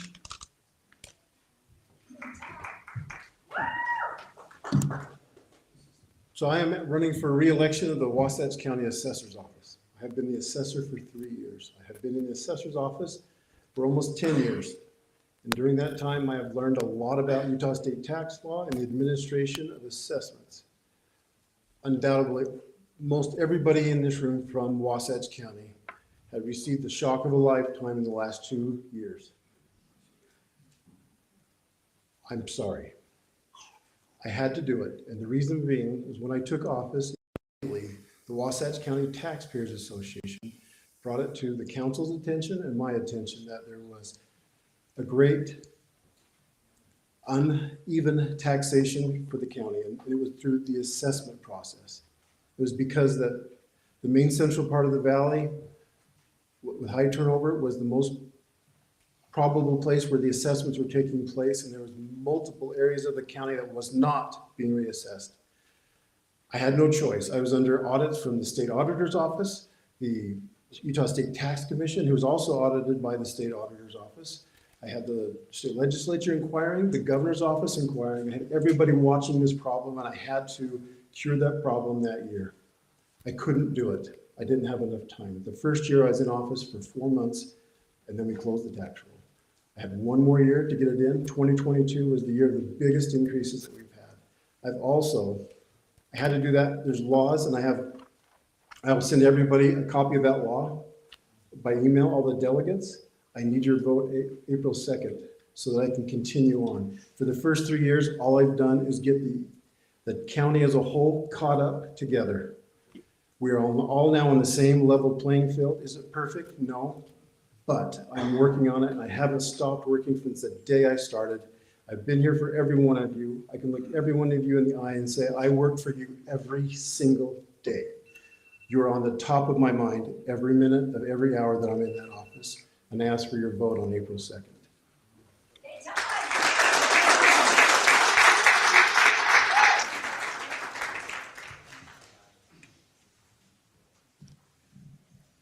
My name's Bob Adams. I'm running for Wasatch County Assessor. In my opinion, we need to look at the audits that have been done, because they're third-party independent audits, and come up with a plan on how we're going to implement those. It needs to be a lot of detail, and there needs to be a lot of daylight on it. We need to let the public know and report to the public what's needed and what we have to do. My background is in city management. I have had the reputation of being a fixer, where I go into organizations that have not been doing what they should be doing and straightening them out. And I had a good success record doing that during my 40-plus year career. I'm a court-validated expert witness on local government issues, and I am also a government organizational efficiency consultant. And I think that we can do better. I believe that we should start with transparency, make sure that we are open in how we develop our assessments and our evaluations so people know how they're done. I believe we need to have steps on how we can improve or how we can appeal the process if we need to, and need to understand what is required to have a successful challenge. I also want to use citizens committees to look at various aspects of the assessor's office, because that's the best way to get information out to the people, is to have the people here. We have to listen to the people as elected officials, and I think not enough of that is being done. In my first 100 days on the job, I want to be proactive and not reactive. I want to implement best management practices. I want to prepare a review and action plan, and as I mentioned before, of the auditor's reports. I want to determine customer service training needs in the office of staff so that we have better respect for the public. Also, develop information sheets just on the whole process so people understand how it works and it's not a mystery or a stealth government office. I also believe in advocacy for the people. And by advocacy, I mean we need to know how we are going to address, help people address those things, and also help lobby at the state level for relief for people on fixed incomes and starting families. So I am Bob Adams, running for Wasatch County Assessor, and I need your vote. Thank you.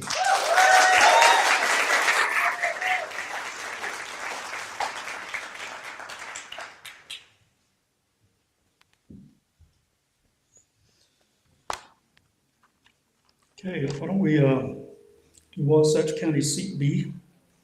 We have Melvin McQuarrie and Colleen and Nick. You have that order?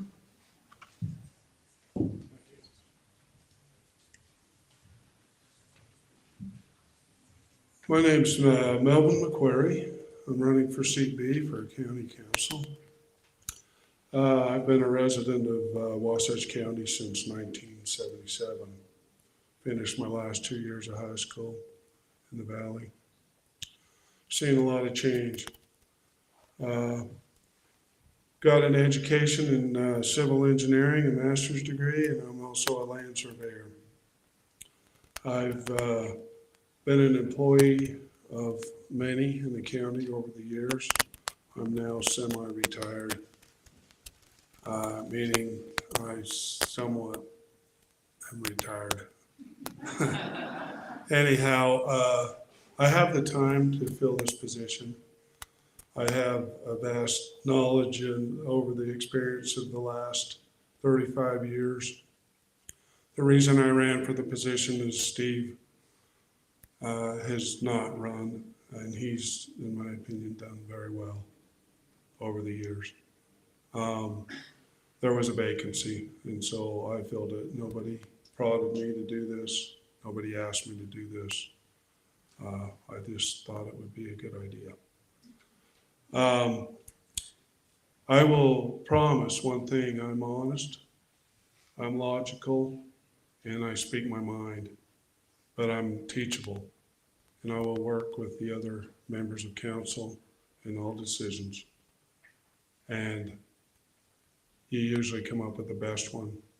I served as almost a full term appointed in the city of Page in 98 through, I think, about 2001. And I learned that very thing. You take everything up and down on the merits, and you make the right decision, and usually the right decisions with a group. I have I will end it there. Thank you.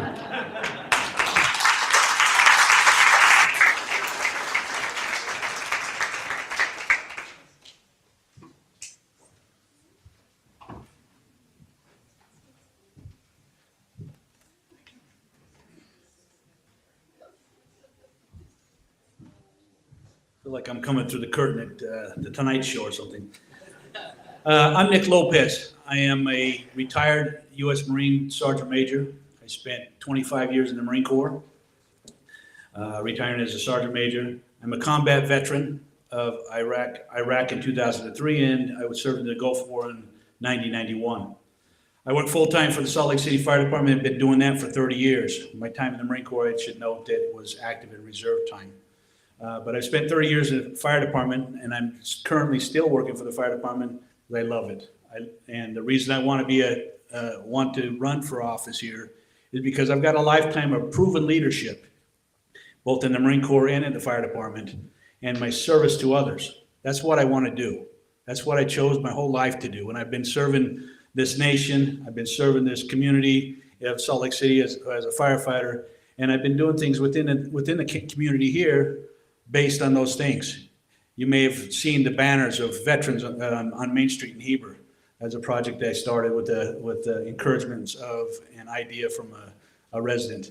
I've done I got a name, I renamed or worked with the city council and got the only veteran killed in Vietnam, a street named after him in Heber, Blaine Welch, was killed, young Lance Corporal. I also got a World War II, there was two brothers, the Jones brothers, and one of them didn't come home from World War II. We got a park named after him. I'm here because I got a lifetime of service. I know I can do a great job for Wasatch County. I got the fortitude and everything you've ever heard about a Marine, about digging in and fighting for his troops. That's me. And I look at the residents as the same way. The motto of the Marine Corps is Semper Fidelis, and that I live by that, and I will always live by that. So I'm here to serve you. Thank you.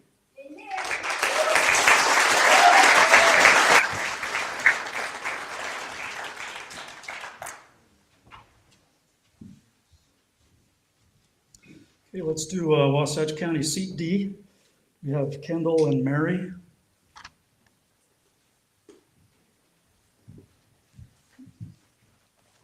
Thank you. I appreciate being here, and thank you, Mark, for putting this together. I'm a state delegate, and I've appreciated the opportunity to listen to these different candidates that we'll be looking at the end of April in the state convention. Appreciate that. I'm running for re-election on County Council Seat D. I think in my time that I've been in that office, I've proven that I'm committed to put forth the time needed to do the job and to learn about the issues. I've been about county business since 7:30 this morning. Visited Sanpete County to learn more about one of the committee assignments I'm on, one of the 15+ committees I'm on. And it's been a good day. It's been a full day, but I've learned a lot to take back to continue with that assignment. As a county councilman, I'm experienced. As I said, I'm on 15+ committees. Most of those I end up eventually the chairman of the committee. I've been on chairman of most of the committees I've been on. And I've worked hard to learn. When issues come before, as we go before, I've taken the time to learn what the issue is. I'm fair-minded. I'm willing to listen to anybody, hear your opinion. If you bring up something I wasn't aware of, I take the time to find out and learn about it, and committed to do that and continue to do that. Just to close up a little bit, I appreciate Todd running. Just a word for Todd. He's worked hard in the 3 years he's been here to correct problems that were created, many problems were created by the prior two assessors that you elected. Let's not make that same mistake this time around and get somebody in. Let's put somebody that's proven they're doing it and they can do it. Thank you.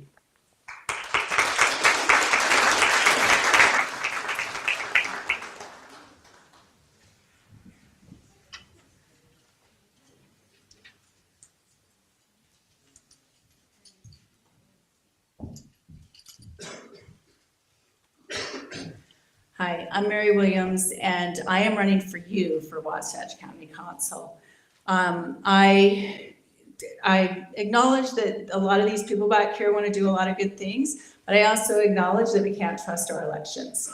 And we can't trust that we will have what we need to get done in the state. So I'm running because I feel that if we're going to save this country, we need to save it at a county level. We need to hand count our elections here. Fast. We need to be able to set a precedence for other counties. We need to be able to say no to the federal government. We need to be able to say no to the state government. I am a mother of 8. I own a business, and running for this council, I would take a pay cut. I don't need that. I would be busier. I don't need that. But I do need to be able to stand before my God and know that I did what I need to do. I had people call me and ask me to run for this position, and I'm standing up to do that because I have also been a chairman for many volunteer organizations. I've worked with a soccer club, Park City Soccer Club as one of their heads for the last 11 years. That's how much they loved me doing it. So I do know how to make things happen. And I've heard a blessing that there was a blessing upon this county, I don't even know, 100 years ago, that said that the greatest healers on the earth would come to this valley.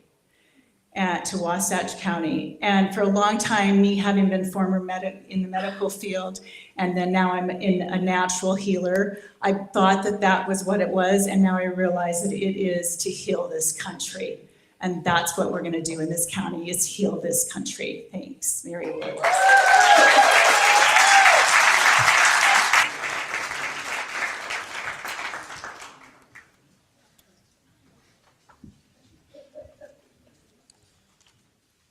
Why don't we do the state auditor next?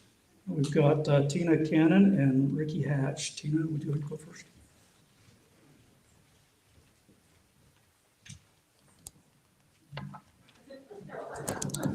I keep looking for the primary step stool in here. Surely they have it. Underneath, I know we used to be able to lower these.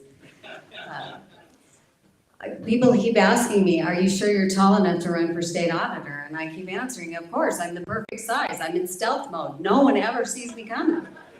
And now you know why, because you can't see me behind the microphone either. So I'm Tina Cannon, and as we've talked about just recently, that was my audit. I'm currently in the state auditor's office. I'm a senior policy advisor. I have a background in accounting, spent my life in the private sector, finding out whose money that was that we collected. The most important quality in a state auditor is a backbone, because sometimes you say the hard things.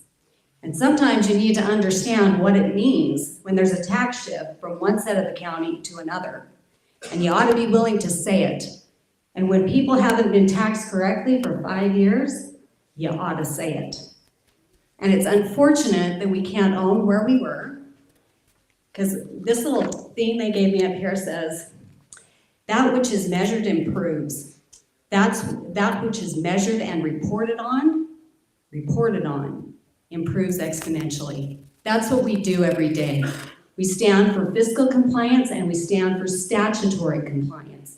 We should follow the law in government. We make you follow the law. Government should follow the law too. I'm Tina Cannon. I'm running for your state auditor. Appreciate your vote on April 27th.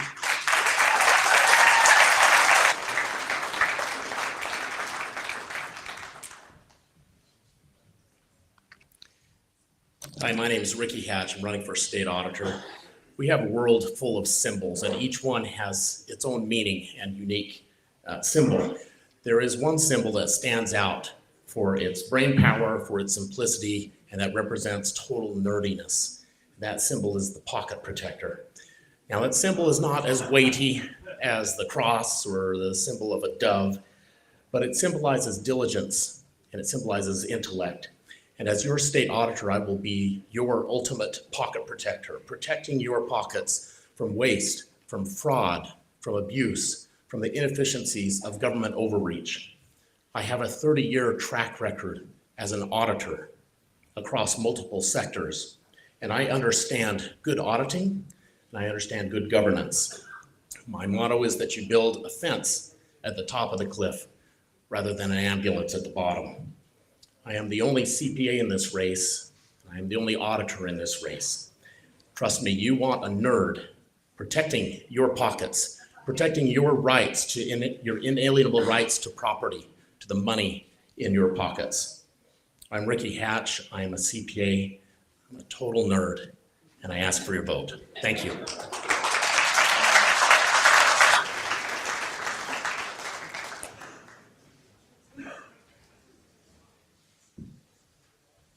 My father had one of those pen protectors. State school board. Anybody have interest in school board issues?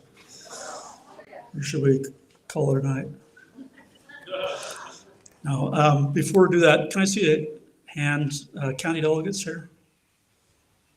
Very good. State delegates? Very good. It's been amazing. So is the school board the last one that we haven't done? Has anybody not spoken? Region, you are the surveyor. I have talked to you before on the phone. He is amazing. I'm glad you're here. We'll give you, let's do this school board, then we'll have you come up, okay? Thank you, Jim.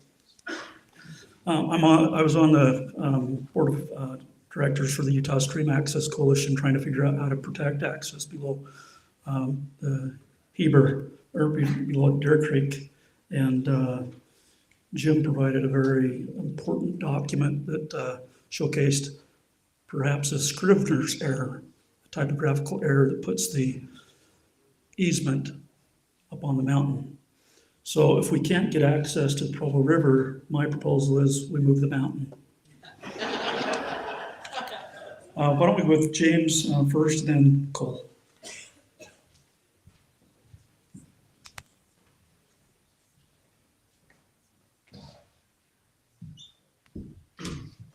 Thank you, Mark. It's great to be with you, Wasatch. Jim Moss, I'm from up the road in Midway, so it's great to see a lot of friends and neighbors here. I am running for re-election to the state board. I'm the current representative of District 12, which goes from Orem up to Midway and out to Vernal. I'm also serving as the current chair of the state board. So since I'm up for election, I'd like to report what I've been up to. I'm a lawyer by day. I also teach political science at UVU. Got 5 kids here in the public school system. 3 are grown, 2 are still here. So that's what drives me to do what I do. When I ran on academic excellence, freedom, and flexibility. And I'd like to tell you what I've done there. When I came on the board, the mission statement of the Utah State Board of Education was that we advance equitable conditions. We decided equitable can take you down all kinds of roads. So we changed it. It's now academic and organizational excellence. That's what USB does. Everything flows from that. Let me tell you how I've supported freedom and flexibility for parents, for teachers, and for students. First, I worked, believe it or not, we didn't have at the state board a person at the top line leadership devoted exclusively to parents and parents' rights. So I changed that. I worked with the leadership of the legislature to get funding for a parent liaison engagement specialist. That person, we hired her, great charter director from out in Vernal. She's currently analyzing parent complaints, reaching out to resolve them, and working with schools to improve constructive parental engagement. Second, I proposed and passed, I wrote a rule that said a teacher cannot invite, suggest, or encourage a student to reconsider or change their sexual orientation or gender identity. Parents need freedom.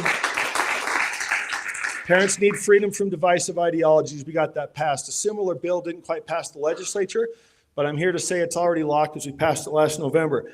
It also prohibited advancing of partisan ideologies, and it required every school that gets a complaint from a parent about teacher misconduct to report it to our licensing division. No black holes, no wondering what happened by parents. It comes to us so we can decide if they did the right thing or if we have to take action ourselves. Finally, we worked to repeal an educational equity rule. When we didn't have the votes, we reworked it and we turned it into the equal opportunity rule. We tracked recent legislative changes on anti-CRT and anti-DEI. I worked with the legislature on both of those and we passed that last fall as well. For teachers, teachers often get locked in with the union, steps and lanes. You go up one step at a time. I worked with Candace Perucci, the chair of the House Education Committee, to create a new lane, a new path for teacher leaders. Stay in the school. You don't have to become a principal. You're recognized and paid for your merit in instructional leadership in your building. For students, I helped change our social studies standards. Believe it or not, Brigham Young was not in our Utah social studies standards. That seemed a bit off, so I got him added. We did a number of things. I worked with the, excuse me, I'm cottonmouth. I worked with the UVU Center for Constitutional Studies to get things added to support. Are you saying I'm out of time? I'm sorry, I was waiting for the buzzer. All right, I'll wrap up from there. I've also worked for students and teachers to get freedom by supporting charter schools and the voucher bill that was passed last fall. There's a lot of challenging things going on in Utah, but there's a lot of good things. I've enjoyed my term on the board. I hope you'll send me back for a second term. Thank you.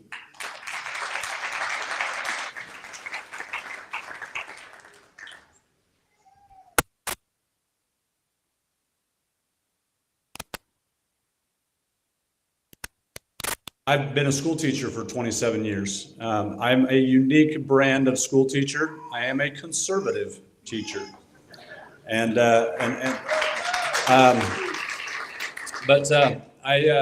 spent 27 years kind of battling against my teachers union. I stand against the ideology of my teachers union. And I think it's important that we send representatives to our state school board that are going to stand against the teachers union. My teachers union will campaign against me, okay, as a school teacher. But One of the things I want to emphasize, if there's only 2 of us in this race, if you like the direction that our schools are going in terms of the curriculum that's being pushed into our schools, stay with the incumbent. If you want to see somebody that's going to fight against it and that's going to stand up against it, I'm a wrestling coach. You think I know how to fight? Elect a wrestling coach, okay? And I'm in Heber Valley, so come on, guys, you know what that's about, right? I just want to use this example. What's happening right now in the state of Utah is that we've got a good legislature. They will pass a bill like the sensitive materials bill, where they're trying to get pornography out of our schools. We will have an attorney general who will write an opinion on that will say we need to get sensitive materials out of our school and get pornography out of our schools. And then we have a weak state school board who's not implementing the law and not getting those books out of our school. And we need strong leadership at the State Board of Education that's going to follow up on the legislation that's being passed by our legislature and get the crap out of our schools that our children should not be exposed to at a young age. We're not talking about banning books. We're talking about getting pornography out of our schools. My name's Cole Kelly, and I'm a convention-only candidate, and I hope that you'll vote for me on April 27th. Thank you.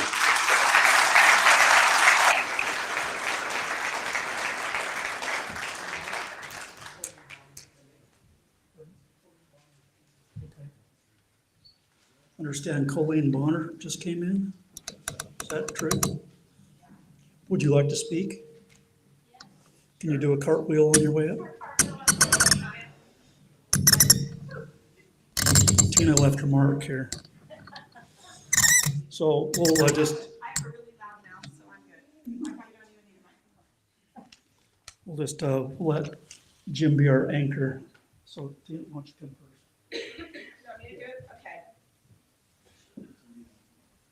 So, hi, I'm Colleen Bonner, and I am running for the Wasatch County at-large seat.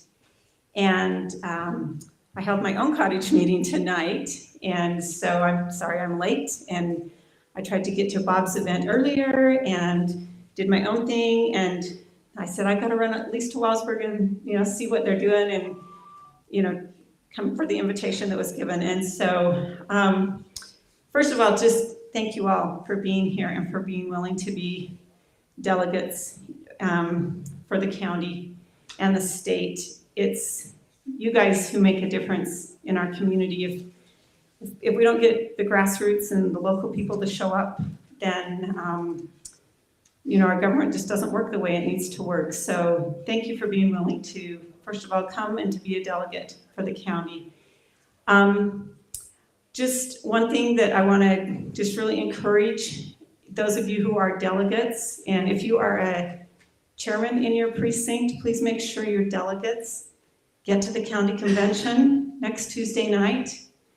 We have to have a quorum, which is, we have roughly 250, I don't know the exact number, of delegates. You have to have 50% of those, and to even have a quorum and to be able to vote. So it's really important, not just to show up here, but to show up where it really matters, and where it really matters is at the convention.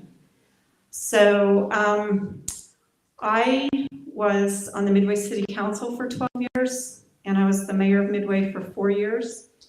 And so what I feel like I can bring to Wasatch County is just that experience of being able to work with the citizens. And I have somewhat of a working knowledge of how government works and what the roles are and what the roles should be. And I think it's super important in Wasatch County as we grow and our future, we need to decide what that future looks like and work together as a community, as a whole, all of us, to set some boundaries for what we want this county to look like.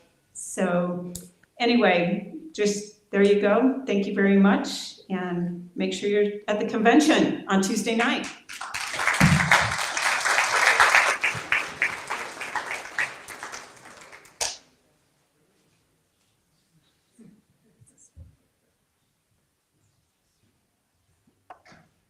I'm Jim Kaiserman. I'm the county surveyor up for reelection. I've been the county surveyor for nearly 4.5 lustrums. If you don't know what a lustrum is, you haven't watched enough John Wayne movies. The county surveyor kind of goes under the radar until somebody has a problem with their property. And then they come beating a path to my door. I understand the state code. I understand boundary law, not an attorney, but I understand boundary law because I've been around it a long time. I make the decisions on what the law is, what the code is. I call a spade a spade. A lot of people don't like that. A lot of people come in my office, go away disappointed because they're wrong, period. And I call a spade a spade. And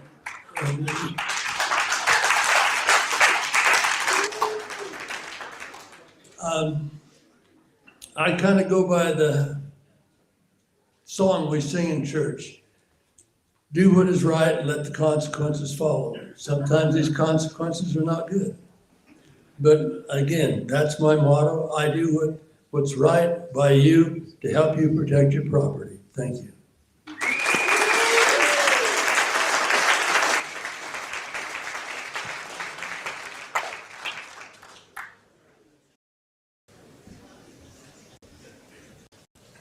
I didn't know what a surveyor really did until a few years ago. I had the good fortune of buying a half acre in the middle of all the snowbirds' property and started a nonprofit. And then we took the Surveyor General of the United States, Fran Eichbush, you probably know well, and we spent 10 days up there with high-tech satellite equipment, and the old timers used steel chains and mules. And when I asked Kevin Bishop how accurate they were, he said to the centimeter. So you young kids, if you want a cool job, be a surveyor. You're outdoors, you see the wildlife, you get good exercise, and you hold your age well. Thank you, everybody, for the coming. We're going to break from here now, and we can reconvene back there, stay as long as you want, and talk delegates to the candidates. A round of applause for everybody that came, and please.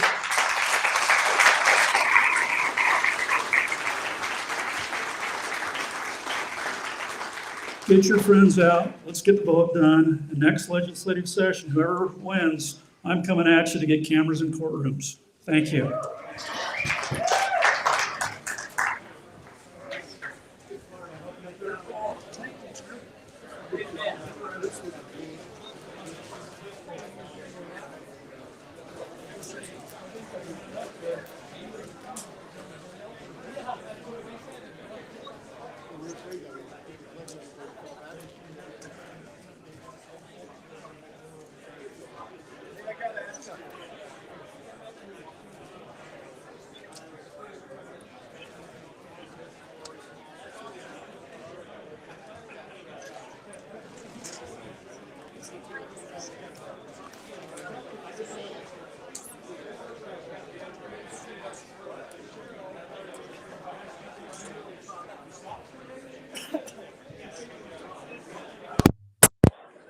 Man, that was that quick. Well, they all do.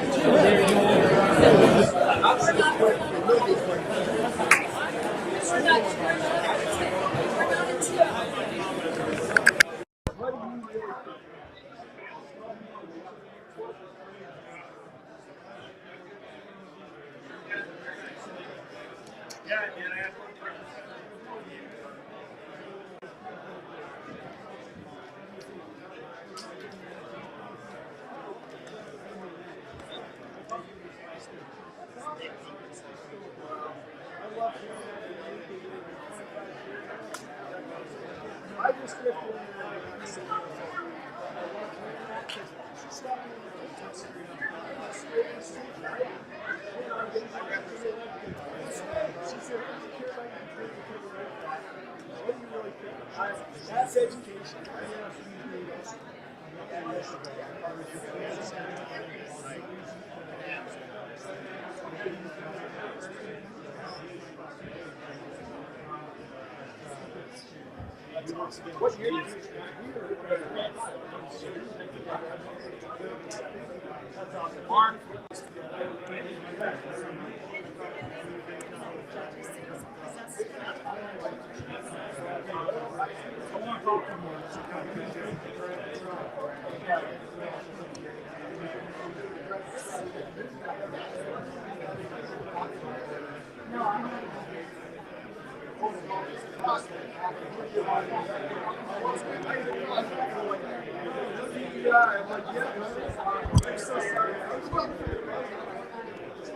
Sorry.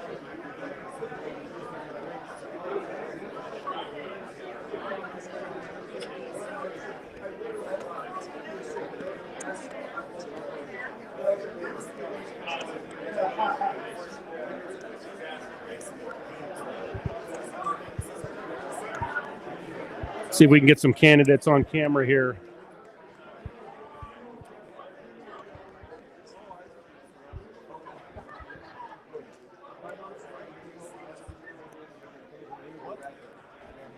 Look at these two guys. There we go. People strong conservatives here. There we go. Absolutely. Thanks for your comments. Thank you. My camera, I had the wrong camera when we talked earlier. We'll have to do an interview sometime. Okay. All right. I'll reach out to your office. Good seeing you, Phil. It's good to be here. How's it going? It's going great. Thank you. Hey, the number one question on everybody's mind that's considering a governor candidate is, what are your pronouns? If you have to ask, then you're asking the wrong candidate. Oh, man. In all seriousness, though, what really sets you apart from the other people running against Governor Cox?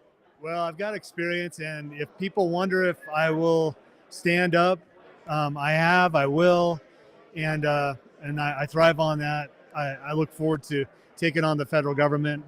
I think it was Ronald Reagan said, the government's not the solution to our problem. They are the problem. And the only thing that's going to save us is a strong state. Federal government's not going to step in and save us. Whether we're talking about the southern border or our second grade classrooms, we are in the middle of an invasion. And if states are willing to lay back and watch that happen, then I guess we deserve what we get. In Utah, I don't think we're willing to watch that happen.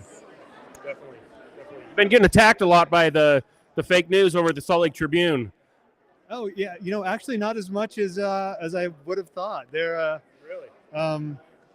Yeah. I mean, Salt Lake Tribune, they serve an important role, and they are a barometer. Usually you can tell which direction you should be going by if they're opposing you. But no, the Trib fills an important role. There was a time I wish they would go away, but I don't really feel that way anymore. They do a lot of good. Cool. Actually, it's very honest. We appreciate you running, Phil. And who do you like for AG? Well, I like Trent Christensen a lot. I love the way he takes on head on with the elections. That's really important to me. So I like that.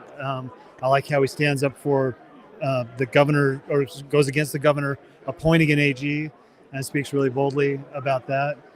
Frank Mylar also seems to be, just a real honest, quality candidate. I'm not one of those that says that the AG should even have to be an attorney. I think whoever the people elect, they should be a good leader and hire really good attorneys and make sure that they go out and, sue the federal government the way they should be doing. So yeah. A question about signature gathering. I understand you guys were gathering signatures at the start of your campaign. Are you still doing that? We are in the process of pulling back on that, just because it doesn't look like we're going to get the 28,000. We had done it as a hedge against a caucus out of control, like we saw 4 years ago, where they didn't even have the caucus meetings, didn't elect new delegates. And if that caucus had gone really sideways, then we would have put a lot more effort into the signature gathering. As it is, the delegates seemed like it was a fair process, and we've been pulling the delegates. We feel like it's not worth putting the burden on other people, because it's all volunteer effort getting the signature. So I think we're going to pull back on that. One thing I've been worried about is that if, let's say, Carson or Sylvia, I've been worried that if somebody else gets the nomination and then you gather signatures, get on the ballot, then we're going to split the vote and just end up with just coordinate Governor Cox for a second term. And that's one of the things I'm worried about. If you finish gathering signatures, get on the ballot, somebody else wins the convention, what do you think happens at that point? Well, I don't think the signature thing is a concern. And if there's 3 people on the primary ballot and I'm in the last place, I'll drop out and support the second place person or whoever else is running against Cox. The last thing we want is divide that. Cox won with 36% last time.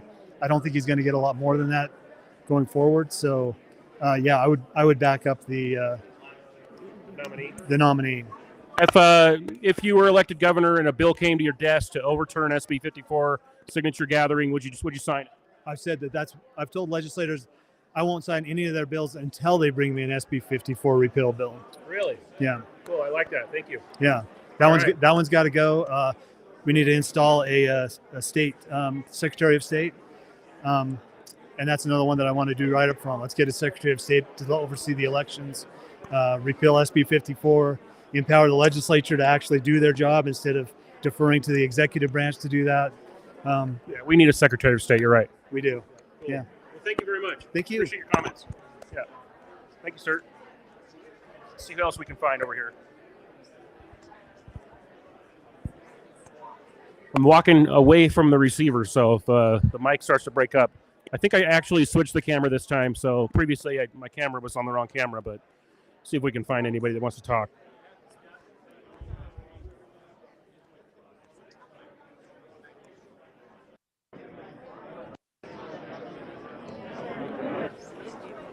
Nice job up there. Yeah. I had the mic working last time we spoke, but not the camera. So the whole thing is just like pointed at an empty podium, but you and I are talking in the background. So we're gonna have to talk again. I'm gonna reach out to you to do like an interview, okay? My name's Adam Bartholomew. I'm a precinct chair in Payson. I'm a state delegate, and also I do I just live stream as many debates and forums as I can to kind of get the word out to the delegates who can't make it everywhere. That's true. So yeah. Yes. So I'll give you a call. We'll do a Zoom interview, okay? Cool. Let's do that. All right. Thank you.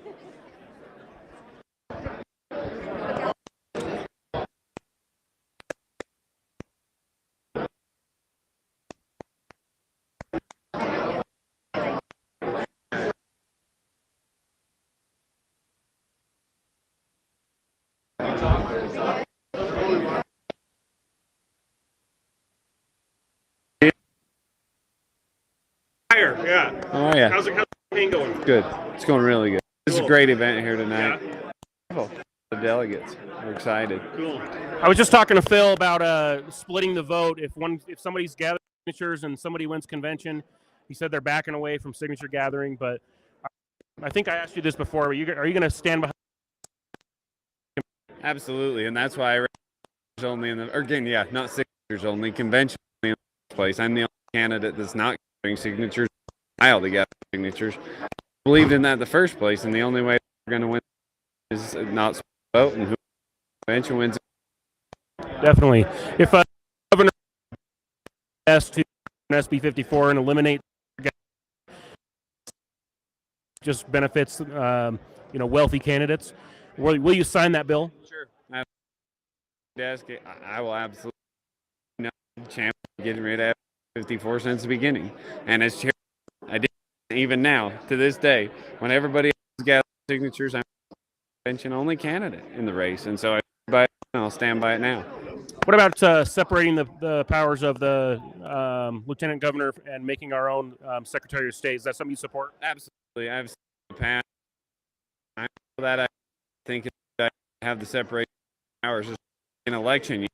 When you see people in the own election, it's not should be, and especially when they're sitting of other people's commission, committee, you can't have that. Who's overseeing elections at the same time. Everybody wants to know. I know you were on Tucker Carlson after Governor Cox went viral. One thing people know is what are your pronouns? I don't have pronouns. I know it learned in school. All right, thanks. Hey, thanks. Hey. Yeah.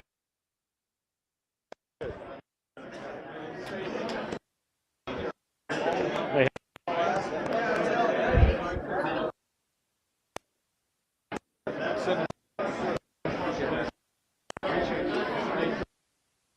Christensen, how you doing? America first. Absolutely.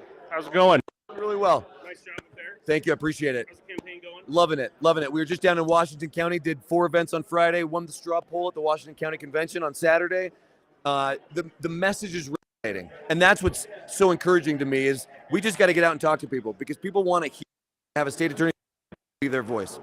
Cool. What I've heard you talk about this on the stand, but what power does the Attorney General have to affect the national illegal immigration problem we have down at the southern border? Yeah. Never let anyone tell you that illegal immigration is only a federal issue. That's wrong. State issue because they're violating state laws. Let me say this really quick. On a general level, the state is the single most important and check against the other branch of government that the citizens have, and that's at a state level, but also at a federal level. Okay, state attorney generals can sue the federal government. So what Texas is doing down on the border, they're suing so that they can protect their border. Well, we have issues in Utah where we can sue the federal government. We don't just have to support Texas. We should. We have our own loose lawsuit that we file against the federal government to protect our laws and protect our people. But you need to have a general that's going to stand up and do that, right? And I want to work with the county sheriffs. Trust me, the county sheriffs want to enforce our laws, and by enforcing our state law, we're going to be able to take care of the immigration problem in our state, secure our border, fentanyl out, get the drug trafficking, sex trafficking out. We can do that all here without any worry about federal law or getting involved with the feds. We can sue them on our issues, a two-front war against the federal government. Cool. I had somebody ask me a question on the stream about something about SEL in schools, DEI, and they said that you were on some board of something that, and my wife had said you guys made an alternative for that to combat like a state requirement. Do you have any? Can you just give us a quick rundown on that? Yeah, my oldest daughter's autistic, so I got involved with an organization that had $1 million from the National Science Foundation to develop a curriculum to help kids skills, eye contact, self-talk. It's an amazing program. It has amazing results. So 2 years ago, we went to the legislature and we said we'd like researchers from the U and study this program for kids because depression rates skyrocketed, anxiety skyrocketed. You had suicide rates that were unbelievable during the pandemic, Zoom school, all that, right? So this program, we got a $1.2 million grant from the legislature. 100 schools on the list right now that want this program to help learn these skills. It's not CASEL, it's not it's not CRT, critical race theory. It's teaching kids going to follow them their whole life. It's at teachingitright.com. It's obviously separate from the campaign. It's a project of mine because of my daughter. Teachingitright.com. The program is called We Are, and it has unbelievable results to help kids learn the skills, critical skills, self-confidence, self-love, self-positive talk, to help them and lower suicide rates. Cool, I appreciate that. One more question. You had a hit piece up from the Salt Lake Tribune recently talking about how you were not licensed on the Utah bar or something to practice in front of the Utah Supreme Court. I understand you're working on remedying that. Do you have just like a quick response to that article? Yeah, well, I think Brian Schott's coming after you. You're doing something right. They're scared of my candidacy, and that's why Brian Schott come get me, right? I've been to practice law since 2009. Massachusetts, I have my bar. People that have licenses, right?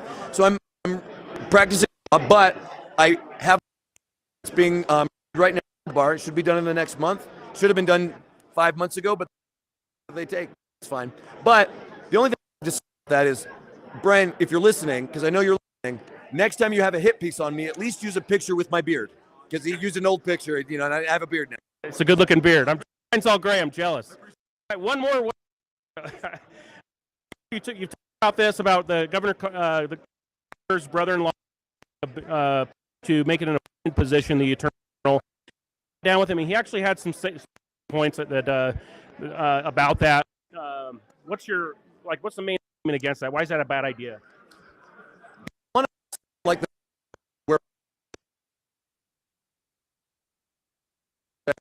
but the check against the other branches of government people, and if consolidated under the governor, you've just taken the most important that you doesn't have and off the board and handed it to your opponent, handed it to the governor.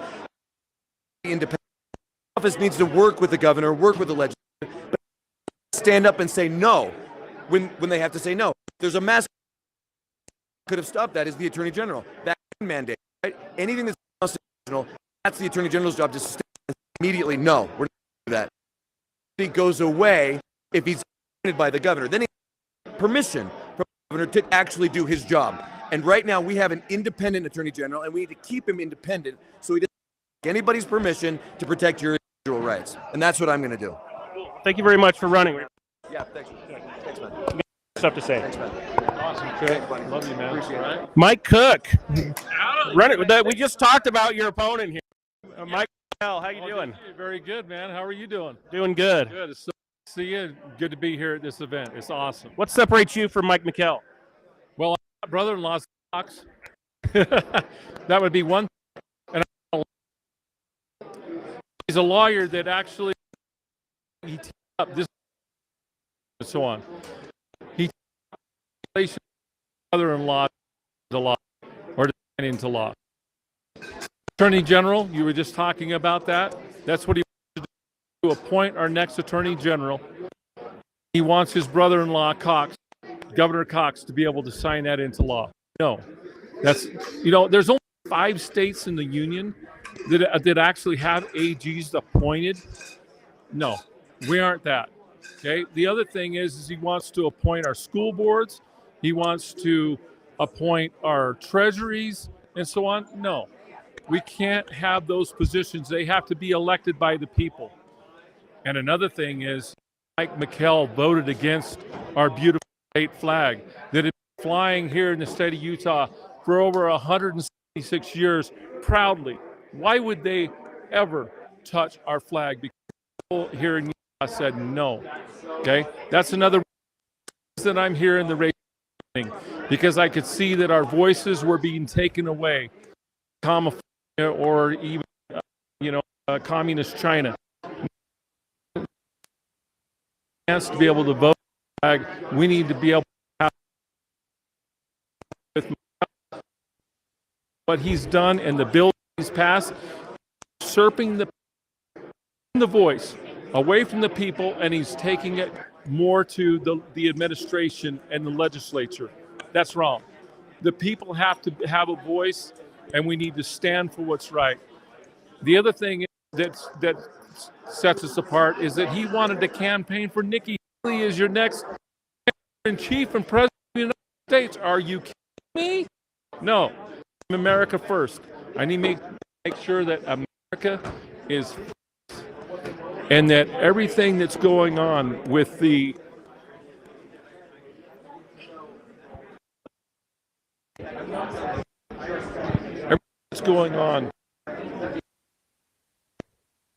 aliens and says that there are Americans. Are you kidding me? We've got people that have been in line. That's the way we need to do it. We need to stand up to the things that are going on here in our state, because we're going in the right direction. Let's put it that way. How do people find out about you or sign up to help you in your quest to get on the ballot? Thank you.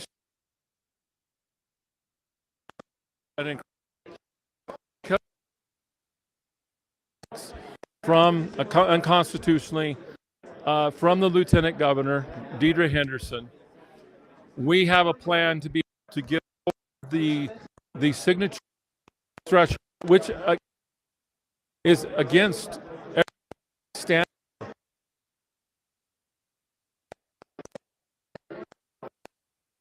Is 2005 from people who are registered Republican in my area, and doing tomorrow, doing it beyond probably Saturday, and close. We're going to be at the post. We're going to have volunteers all over the district to those post offices, and that's how they help us get. We need to get, which we Spanish Fork. So it'd be from, and then you would have Salem, you'd have Elkridge. On the other side, Benjamin and Lake, and then have all the way north, and then West Mountain. And there are slivers of Utah. So have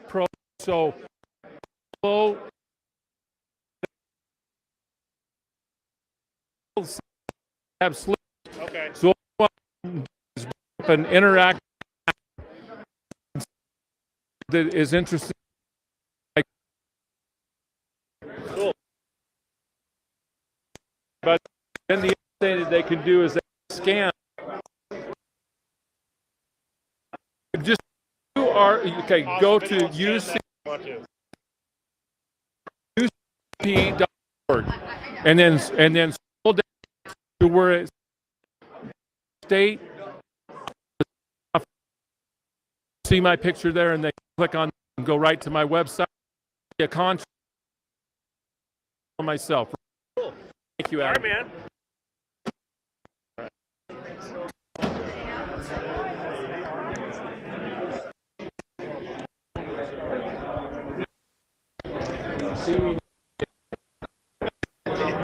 Cole, is this Chuck Norris?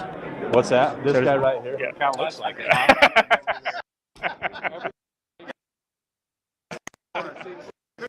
Compliment, by the way. Yeah. I know. Chuck said vote for me too. So, you know.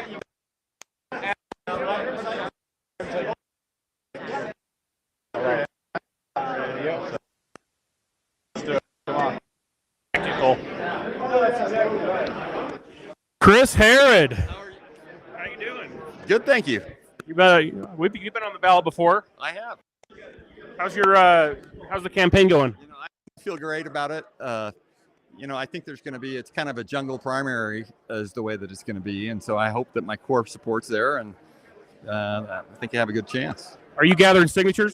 I'm convention only. I like that. This has been an awesome event. You guys did great putting this. Cool, thank you. I just showed up. They told me to show up. I did. Well, thank you very much. What separates you? What really sets you apart from the other guys running for the same office for U.S. Congress District 3? Well, take for example, everybody's now talking about illegal immigration, and I've been fighting the issue for 17 years now. And so I think the thing that separates me is while everybody else talks about things, you can look at my record, look at my op-eds. I have almost a dozen op-eds on the dangers of illegal immigration. Everybody's talking about it. I the first party in the state of Utah. Everybody's talking about the debt. I actually did something about it. I fought for the federal lands that people are talking about. I have a bill still on the books for I left in 2012, but no governor or AG has had the courage to use it. And it's determined who is the sovereign, the federal government or the state. I believe the state is, and that we have ultimate sovereignty over public lands in the state of Utah. There's a group on the web called Unusual Whales, and a whale being like a super wealthy person. And then on their report, like last year, I think, John Curtis, who you're running to replace, was just under Nancy Pelosi in the amount of profit from trades that many consider trade, from within from the. What do you think about that? Well, can I correct you? Actually, he was one above. He was one above. I'm very familiar with it. Unfortunately, John has built this multi-million-dollar house about 200 yards from my house, right next to this park. All you have to do is look at it. And Would you support a ban on congressional stock trades? Absolutely. Would that include the families of congresspeople? Absolutely. For me, the salary that they make is plenty. I don't need additional money, and that's what I've heard some of these people say. Well, I have to make somebody else money. That's 4 times the regular salary of the average American. That should be enough for you just to concentrate on that. Same with family members. To me, it's a no-brainer how it hasn't happened, because we need to do everything that we can to restore trust in government, and that's a minor thing that should have been done a long time ago. It'll be tough to get the swamp to sign on to that kind of thing. Would you personally abstain from stock trading while in office if you were elected? Absolutely. I commit to that. All right. Thank you. Thank you. Appreciate you running. You bet. Thank you. See you. See who else we got here. Everybody's wrapping up.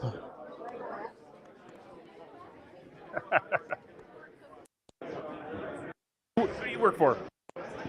I'm a volunteer. For who? For this man. For this guy. Yeah, let's get it out there. All right. All right, I think we're going to get close to wrapping it up here.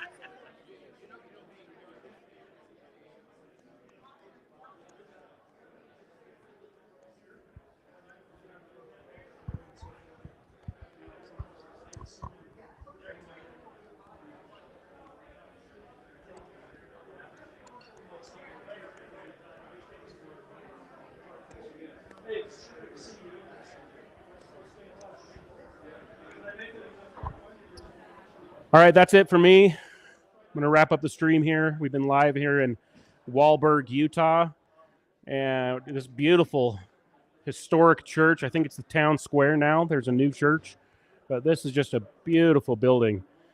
And good job to Mark Allen. You can see him here in the cowboy hat for setting this up.